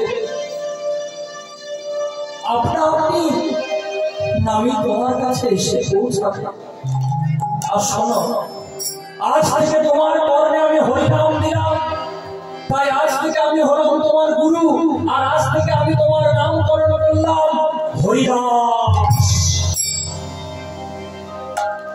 যাও হরিদাস বেনাপুরের জঙ্গলে চলে গিয়ে ভজন কুটির নির্মাণ করো তাই হরিদাস বেনাপুরের জঙ্গলে গিয়ে একটি ভজন কুটির নির্মাণ করেছে বাবা আর ভজন কুটির নির্মাণ করে গ্রামের সমস্ত নরনারীদেরকে ডেকে বলছে কি জানেন বাবা শোনো গায়ের নরনারী আমার কথা শোনো আমার কথা শোনো আমায় ঘিরিয়া তোমরা দাঁড়াইছ কেন নারীকে জানিবে মা জানিবে মা ওই সূর্যকে মাটি ওই সূর্যকে মাটি আর সদা সত্য জানিবে জানিবে এই কথা এই কথা এই রূপে উদ্ধারিবে নাম কর ভক্তি ভরে হরে কৃষ্ণ কৃষ্ণ কৃষ্ণ হরে হরে হরে কৃষ্ণ কৃষ্ণ কৃষ্ণ হরে হরে রাম রাম রাম হরে হরে কৃষ্ণ হরে কৃষ্ণ হরে কৃষ্ণ হরে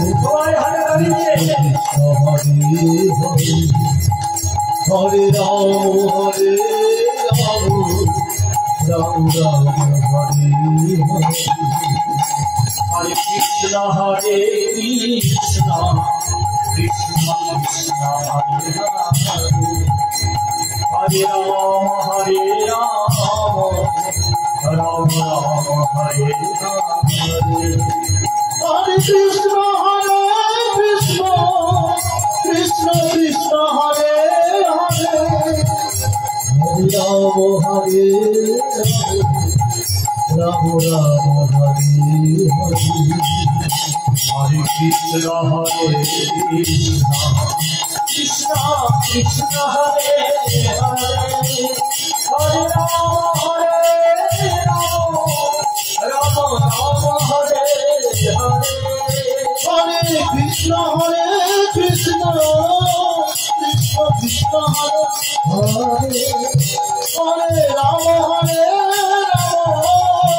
রাম রাম হরে হরে সমস্ত নরনারীদেরকে ডেকে এইভাবে শ্রী কৃষ্ণ নাম করে এরপরে কি ঘটনাটা ঘটেছে দেখুন বেনাপুরের রাজা বেনাপুরের জঙ্গলে গিয়ে সাধনা করছিল হরিদাস বেনাপুরের রাজা ছিলেন রাজা রামচন্দ্র খান তিনি শান্ত ছিলেন বৈষ্ণব মন্ত্রে বিশ্বাস চলবে না ওই আমার রাজা বৈষ্ণব আমি হলাম শুনেছি নাকি ওই বেনারোলের জঙ্গলে এক সাধু এসেছে, সে নাকি দিবারাত্রি শুধু কৃষ্ণ নাম। ওই সাধুকে ভণ্ড প্রমাণ করবার অস্ত্র আমার কাছে আছে। কি অস্ত্র জানো না? আমার হাতে আছে লক্ষ্য হীরা। লক্ষ্য হীরার আসল নাম ছিল মা হীরাবাই। তৎকালীন সময়ে ওই লক্ষ্য হীরার কণ্ঠ, নৃত্য শৈলী আর রূপ দেখার জন্য 1 লক্ষ স্বর্ণ মুদ্রা যৌতুক দিতে হতো, যার জন্য হীরাবাইকে বলা হতো লক্ষ্য হীরা। দেখে বললেন লক্ষ্য হীরাকে বলছে কি গো, ওই সাধুকে ভণ্ড প্রমাণ করতে পারবে না? বলে কেন পারবো না মহারাজ, আমাকে আপনি 3টে দিন সময় দিন, ওই 3 দিনের মধ্যে আমি সাধুকে ভণ্ড প্রমাণ করবো। বলে বেশ, আজ থেকে তোমার সময় শুরু হলো, আজ থেকে 3 দিন তোমাকে দেওয়া। তাই লক্ষ্য হীরা প্রথম দিন হরিদাসের ঘরে মন্দিরে গেছে, দেখছে কি হরিদাস সাধুর নামের মালা হাতে নিয়ে নাম জপ করছে। বলছে সাধু, লক্ষ্য হীরা গিয়ে বলছে সাধু আমি এসেছি। হরিদাস সাধু বলছে তুমি এসেছো? বলে বেশ, বসো বসো বসো। তবে কি জানো না, ব্রতকে দিয়েছি লক্ষ্য নাম জপ না করে জলগ্রহণ পর্যন্ত করবো না। তা নামের মালা বাবা এখন পূর্ণ হয়নি, তোমার সাথে কথা বলে কি করে মা? তুমি বসো, নামের মালা পূর্ণ হোক, আমি তোমার সঙ্গে অতি অবশ্যই কথা বলবো। তাই নামের মালা হাতে নিয়ে হরিদাস সাধু উচ্চস্বরে গাইতে লাগে, হরে কৃষ্ণ হরে কৃষ্ণ কৃষ্ণ কৃষ্ণ হরে হরে হরে রাম হরে রাম রাম রাম হরে হরে হরে কৃষ্ণ হরে অনুধ্বনি অনুধ্বনি মায়েরা কৃষ্ণ কৃষ্ণ হরে হরে হরে হরে হরে হরে রাম রাম রাম হরে হরে হরে কৃষ্ণ হরে কৃষ্ণ কৃষ্ণ কৃষ্ণ হরে হরে হরে রাম রাম রাম হরে হরে হরে কৃষ্ণ হরে কৃষ্ণ কৃষ্ণ হরে হরে হরে হরে রাম হরে রাধে রাধে রাম রাম হরে হরে হরে হরে কৃষ্ণ কৃষ্ণ কৃষ্ণ হরে হরে হরে রাম রাম রাম হরে হরে হরে হরে হরে হরে কৃষ্ণ কৃষ্ণ হরে হরে হরে হরে রাম হরে হরে রাম রাম রাম রাম হরে হরে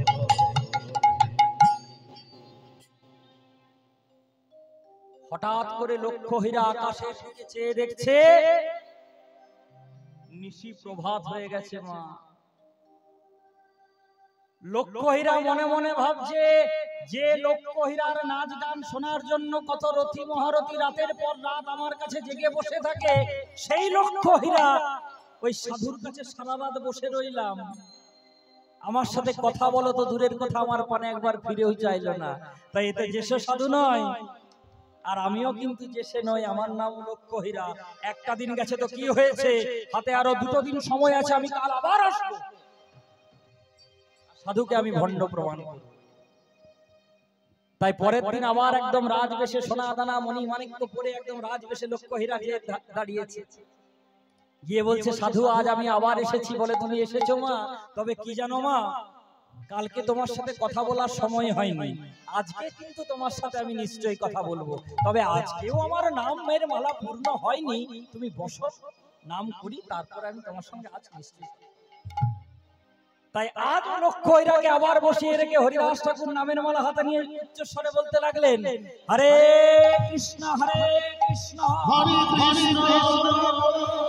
কৃষ্ণ কৃষ্ণ হরে হরে হরে হরে হরে হরে রাম হরে রাম হরে হরে রাম রাম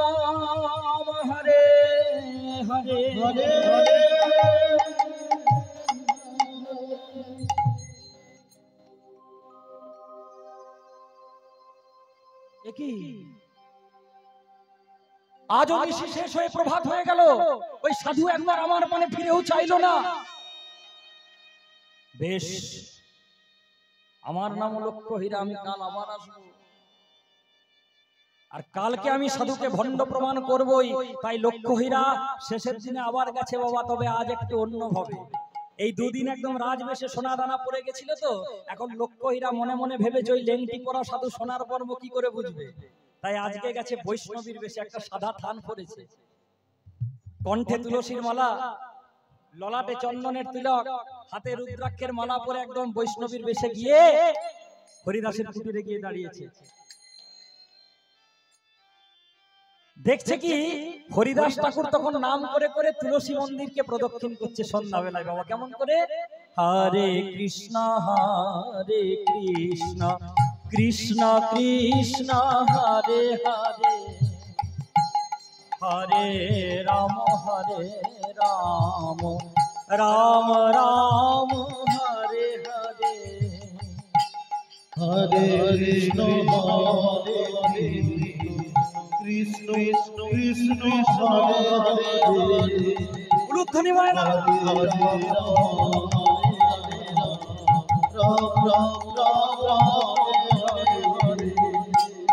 হরে কৃষ্ণ কৃষ্ণ কৃষ্ণ হরে হরে, হরে রাম রাম রাম হরে হরে। নিতাই গৌর হরে কৃষ্ণ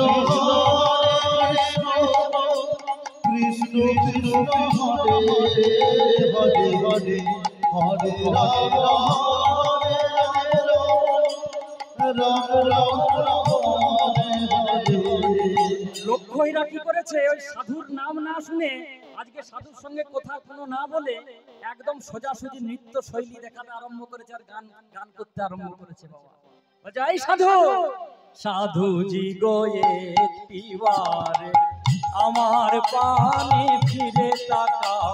নিতাই গৌর হরে সাধু সাধু কই বাবা আমার পারে ফিরে তাকাও, সাধুজি গো একটিবার কৃষ্ণ কৃষ্ণ। ওই সাধুর নাম আমার মুখে কেন? না না না না না না না, এই নাম আমি বলবো না, আমি তো আমার গান করব। আমি কি বলবো জানো? সাধুজি গো একটিবার আমার পানে ফিরে তাকাও, সাধুজি গো একটিবার আমার পারে ফিরে তাকাও, সাধুজি গো একটিবার কৃষ্ণ কৃষ্ণ। যতবার আমি আমার গান গাইতে যাচ্ছি ততবার সাধুর নাম আমার মুখে কেন? না না না না না, এই নাম আমি বলবো না, আমি বলবো সাধুজি গো একটিবার কৃষ্ণ। একই যতবার আমি আমার গান গাইতে যাচ্ছি ততবার সাধুর নাম আমার মুখে। হরিদাস ঠাকুর বলছে, মা রে, একবার যখন ভুল করে মুখ থেকে বেরিয়ে গেছে, বল না মা, দুটো বাহু তুলে উচ্চস্বরে একবার বল, হরে কৃষ্ণ কৃষ্ণ কৃষ্ণ হরে হরে।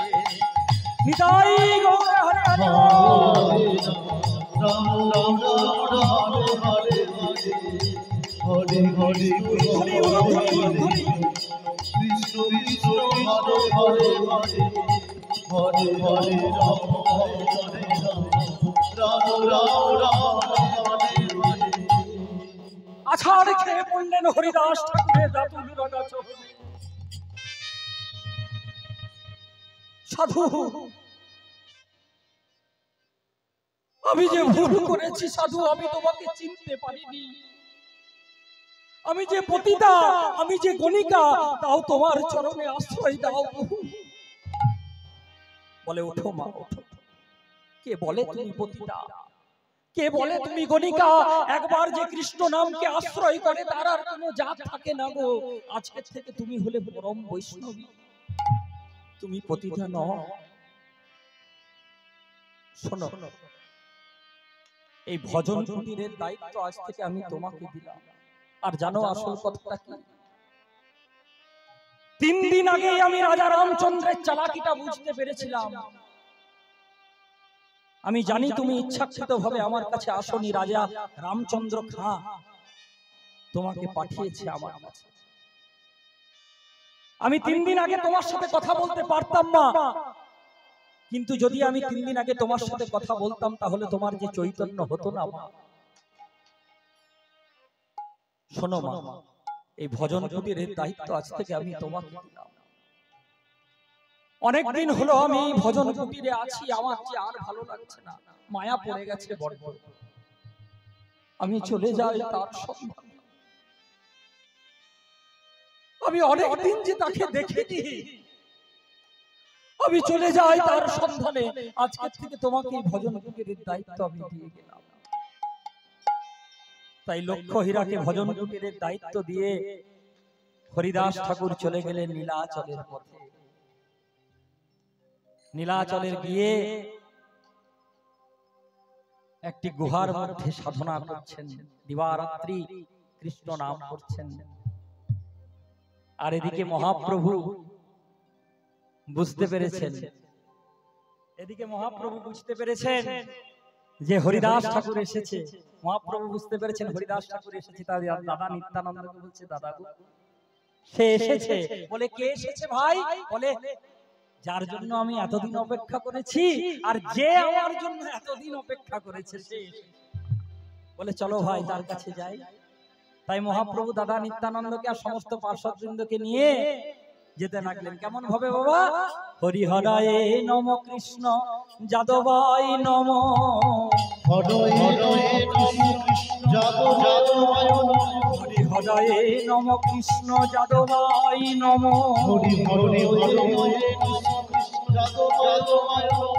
গোপাল গোবিন্দ রাম শ্রীমধুসূদন।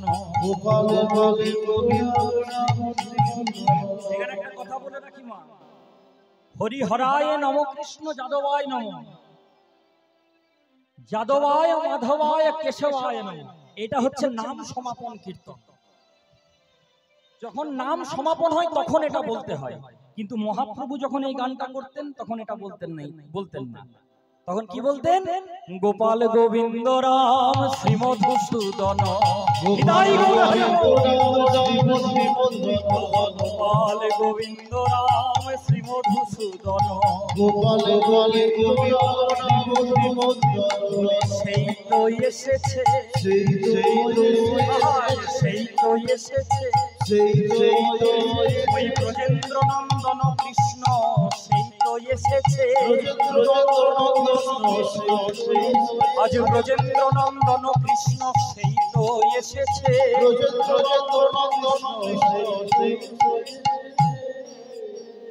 যেই না মহাপ্রভু হরিদাস ঠাকুরের কাছে এসে দাঁড়িয়েছে, হরিদাস ঠাকুর মহাপ্রভুর রাতুল রাখা ছোটকে আছে। প্রভু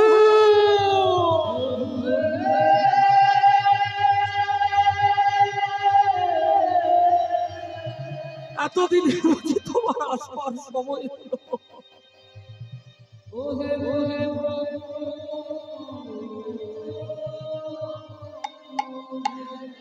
তোমার রাতুল রাখা চরণে আমাকে আশ্রয় দাও প্রভু, তোমার রাতুল রাখা চরণে আমাকে আশ্রয় দাও। প্রভু বলছে, হরিদাস এ কি করছো তুমি? চরণে নয়, চরণে নয় হরিদাস, আমার এই বুকটা যে তোমার জন্য খালি রেখেছি, আমার এই হৃদয়টা যে অনেকদিন হলো খালি রেখেছি। এসো এসো আমার হৃদয়, এসো হরিদাস, আমার হৃদয় এসো। তোমার জন্য আমি হৃদয়টা ফাঁকা করে রেখেছি হরিদাস। হরিদাস বলছে, প্রভু তুমি এত দয়াময়, তোমার মনে এত দয়া প্রভু, তোমার মধ্যে এত কৃপা, তুমি এত দয়াময়, তুমি এত কৃপাময়।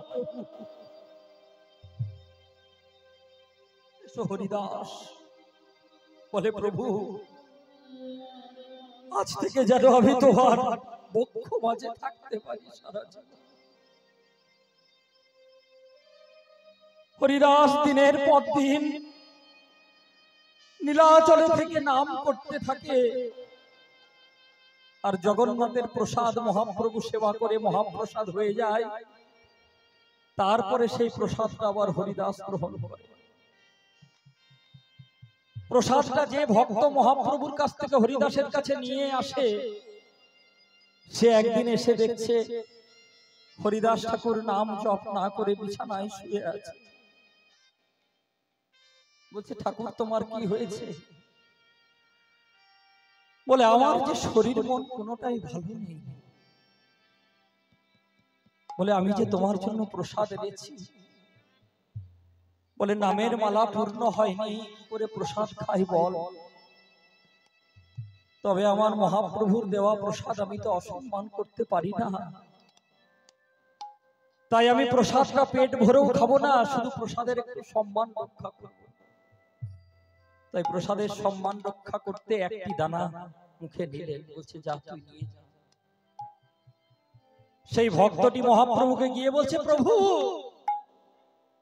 যে হরিদাস কোনদিন শুয়ে থাকে না,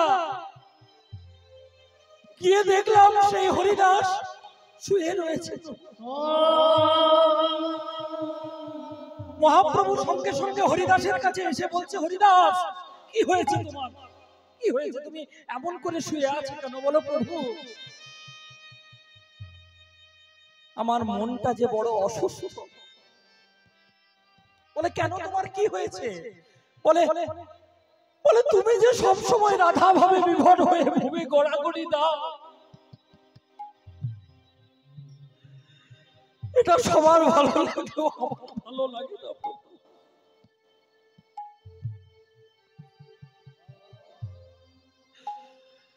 আমার শুধু মনে ভয় হয় এই বুঝি তোমার যাওয়ার সময়।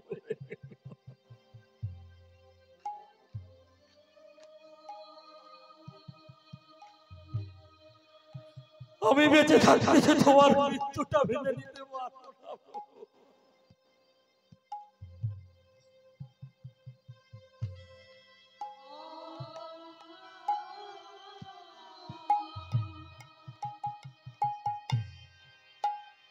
আমি বেঁচে থাকতে তোমার মৃত্যুটা মেনে নিতে পারবো না।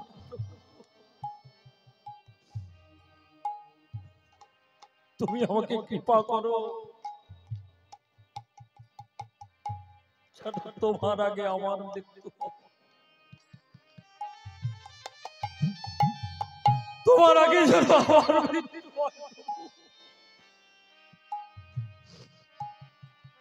তুমি এসব কি কথা বলছো হরিদাস? বলে, জগতের মাঝে এত এত পিঁপড়ে, একটা পিঁপড়ে মরে গেলে কি কারণ কিছু এসে যায় প্রভু? সারা জগতে তো তোমার এত ভক্ত রয়েছে, তার মধ্যে আমি একটা ভক্ত চলে গেলে তোমার কি এসে যায়? তুমি আমাকে এতটুকু কৃপা করো। আর আমার মনে বড় ভয় হয়, আমি দেখেছি প্রভু মরার সময় সবার হাত পা মুখ কেমন বেঁকে যায়, কত মৃত্যু যন্ত্রণায় ছটফট করে। আমি ওইভাবে মরতে চাই না প্রভু, আমি ওইভাবে মরতে চাই না। আমি কেমন ভাবে মরতে চাই জানো প্রভু? বলে, কেমন ভাবে? হরিদাস, হৃদয়ে ধরিব তোমার যুগল চরণ, নয়নে হেরিব তোমার চাঁদ বদন,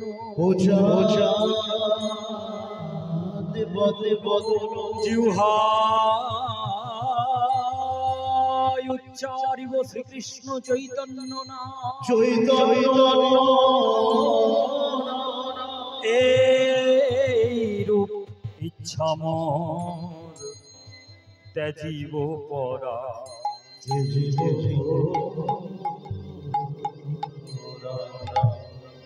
হায় আমি গৌর বলে যেন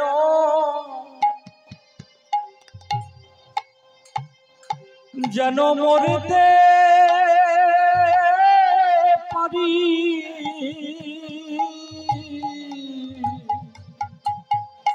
প্রভু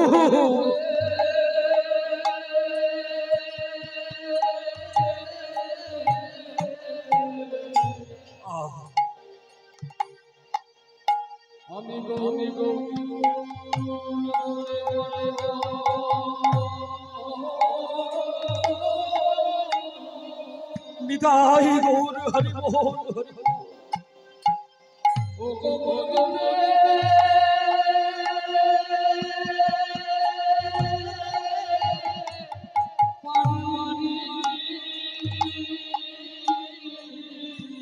ওগো প্রভু হে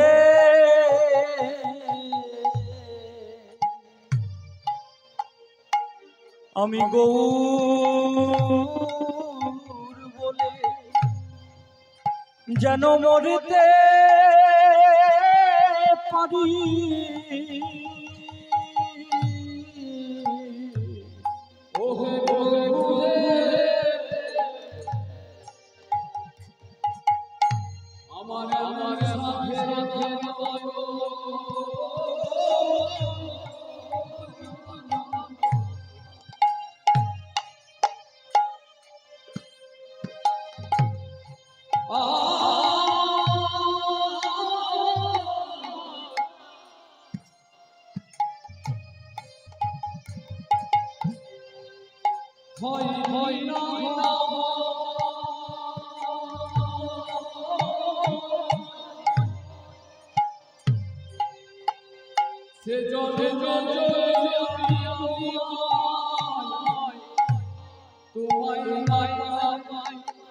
हरि हरि बोल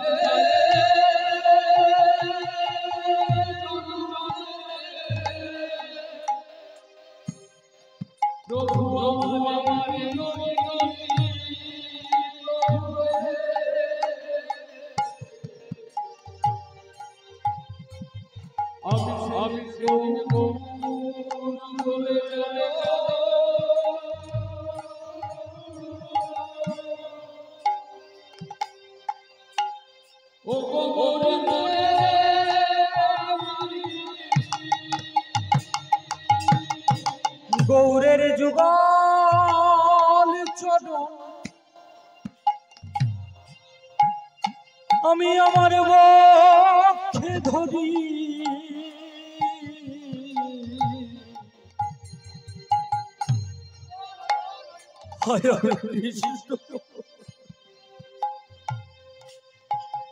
গৌরের যুগল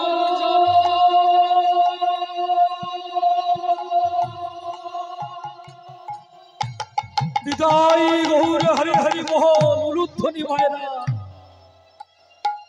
আমি জানি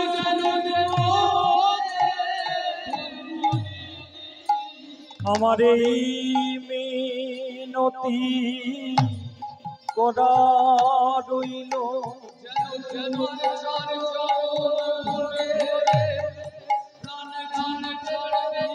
আমার এই মিনতি করা রইল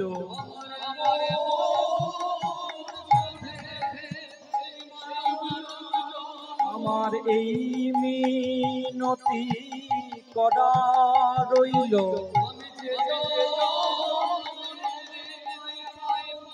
আমি এখন হতে বলে গেলাম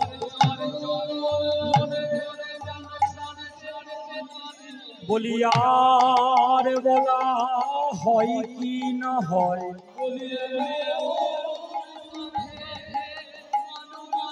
বলি আর বলা হয় কি না হয়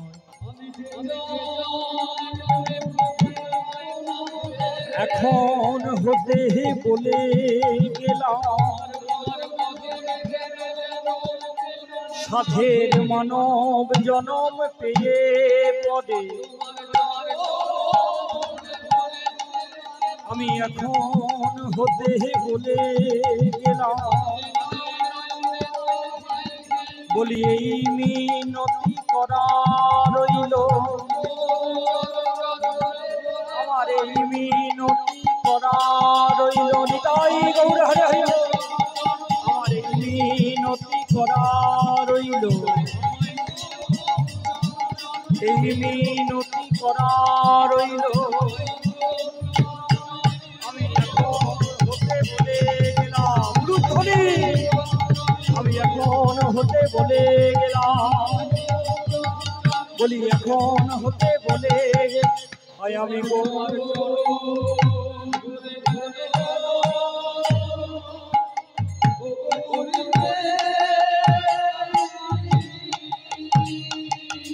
বলে প্রভু তুমি আমাকে এতটুকু কৃপা করো প্রভু। মহাপ্রভু বলছেন বেশ হরিদাস, তোমার চাওয়াই পূর্ণ হোক, তুমি যা চাইছো তাই হবে। তাই হরিদাস মহাপ্রভুকে নিজের সামনে বসিয়ে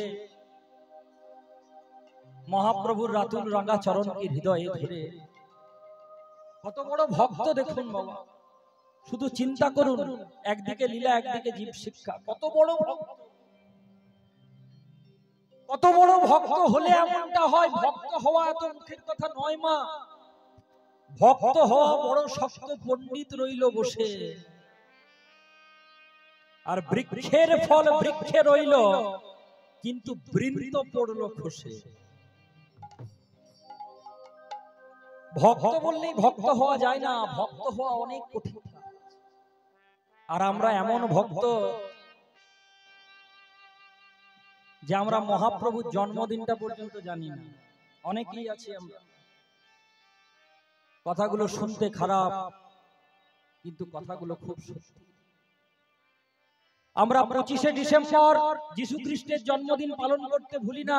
আমাদের হিন্দু ধর্ম সনাতন ধর্ম শেখায়নি কিন্তু যে কোনো ধর্মকে অসম্মান করো, সমস্ত ধর্মকে সম্মান করতে শিখিয়েছে, কিন্তু নিজের ধর্মকে ভুলে গিয়ে নয়। নিজের ধর্মকে আগে মনে রেখে তারপরে পরের ধর্ম। 25শে ডিসেম্বর যিশু খ্রিস্টের জন্মদিন কেক কাটতে ভুলি না, কেক খেতে ভুলি না, কিন্তু বলুন তো মা, এখানে কতজন আছেন হাত তুলুন যে আমার মহাপ্রভু জন্মদিনটা কবে জানেন? দেখি হাত তুলুন। বলতে হবে না, শুধু হাতটা তুলুন। আমি শুধু সংখ্যাটা দেখবো যে আমাদের ধর্মের যিনি ভগবান কতজন। এটা লজ্জার বিষয়, এটা হাসির বিষয় নয় মা, এটা লজ্জার বিষয় যে নিজেদের ধর্মের যে ভগবান তার জন্মদিনটা জানি না কবে। বলুন তো নিত্যানন্দ প্রভুর জন্মদিন কবে? গৌর পূর্ণিমার দিন হচ্ছে আমার মহাপ্রভুর জন্ম, যেটাকে দোল পূর্ণিমা বলা হয়। যিনি বলেছেন সঠিক বলেছেন, কিন্তু সবার জানা উচিত। আর মাঘী পূর্ণিমাতে জন্ম হচ্ছে নিত্যানন্দ প্রভুর, যদিও পূর্ণিমা নয়, ত্রয়োদশী তিথি, শুক্ল ত্রয়োদশী, শুক্লপক্ষের ত্রয়োদশী তিথি।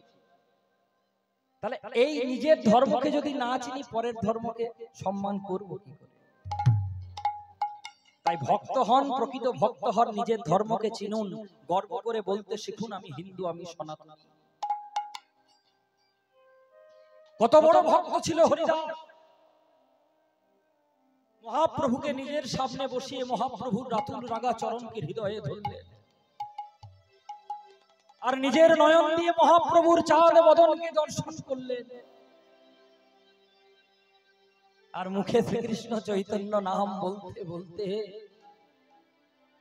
হরিদাসের প্রাণ বায়ুটা বেরিয়ে গেল। আর যেই না বেরিয়ে গেল, স্বজন হারানোর ব্যথা তো সবার হয় বাবা। মহাপ্রভুরও খুব কষ্ট হয়েছিল পরম ভক্তকে হারিয়ে, কিন্তু মহাপ্রভু কি করেছিল জানেন? কাঁদেননি, কিন্তু কি করেছিল জানেন? হরিদাসের দেহটি কোলে তুলে নিয়েছিলেন।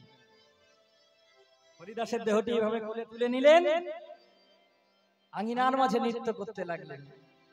হরিদাসের তনু প্রভু কোলে উঠাইয়া, হরিদাসের তনু প্রভু কোলে উঠাইয়া, হরিদাসের তনু প্রভু কোলে উঠাইয়া হরিদাসের প্রভু কোলে কোলে ভাইয়া মনে নাচেন প্রভু জয় জয় দিয়া জয় জয় মনে নাচেন প্রভু জয় জয় দিয়া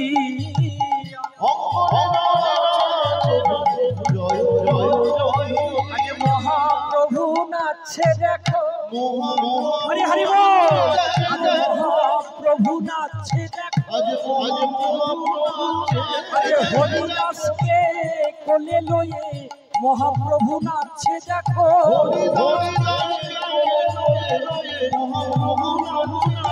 হরিদাসকে কোলে লয়ে মহাপ্রভু নাচছে দেখো আজ মুখে হরি হরি বলে হরি হরি বলে আজ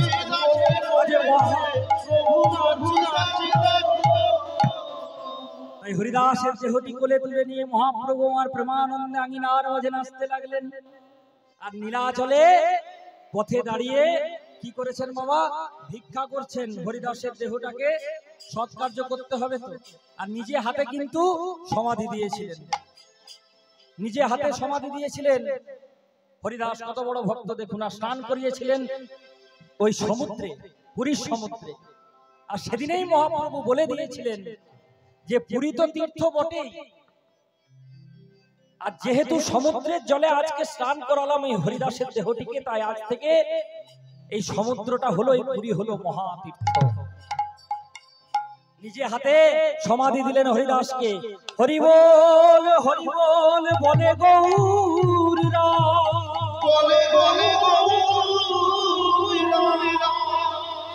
আপনি সহস্তে বালু দিলাতার গা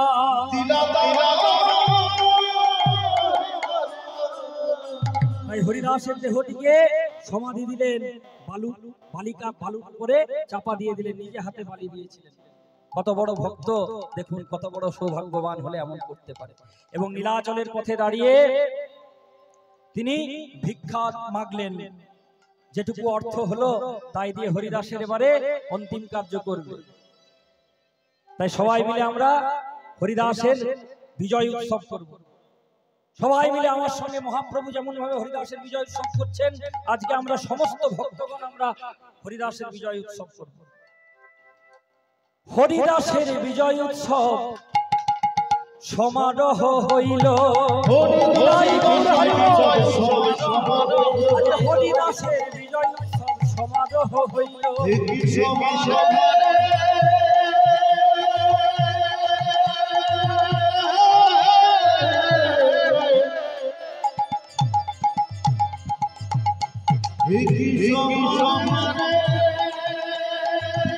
উলুধ্বনি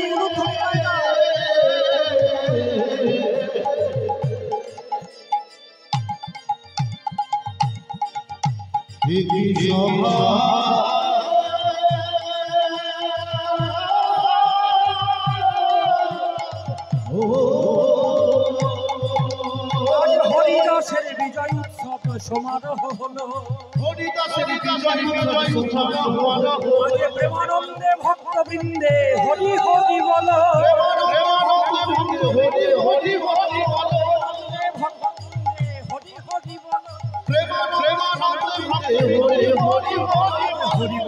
হরি বল,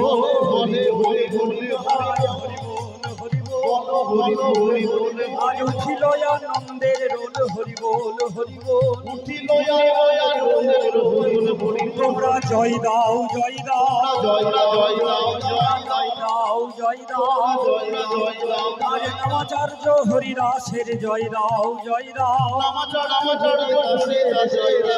হরি বল, হরি বল,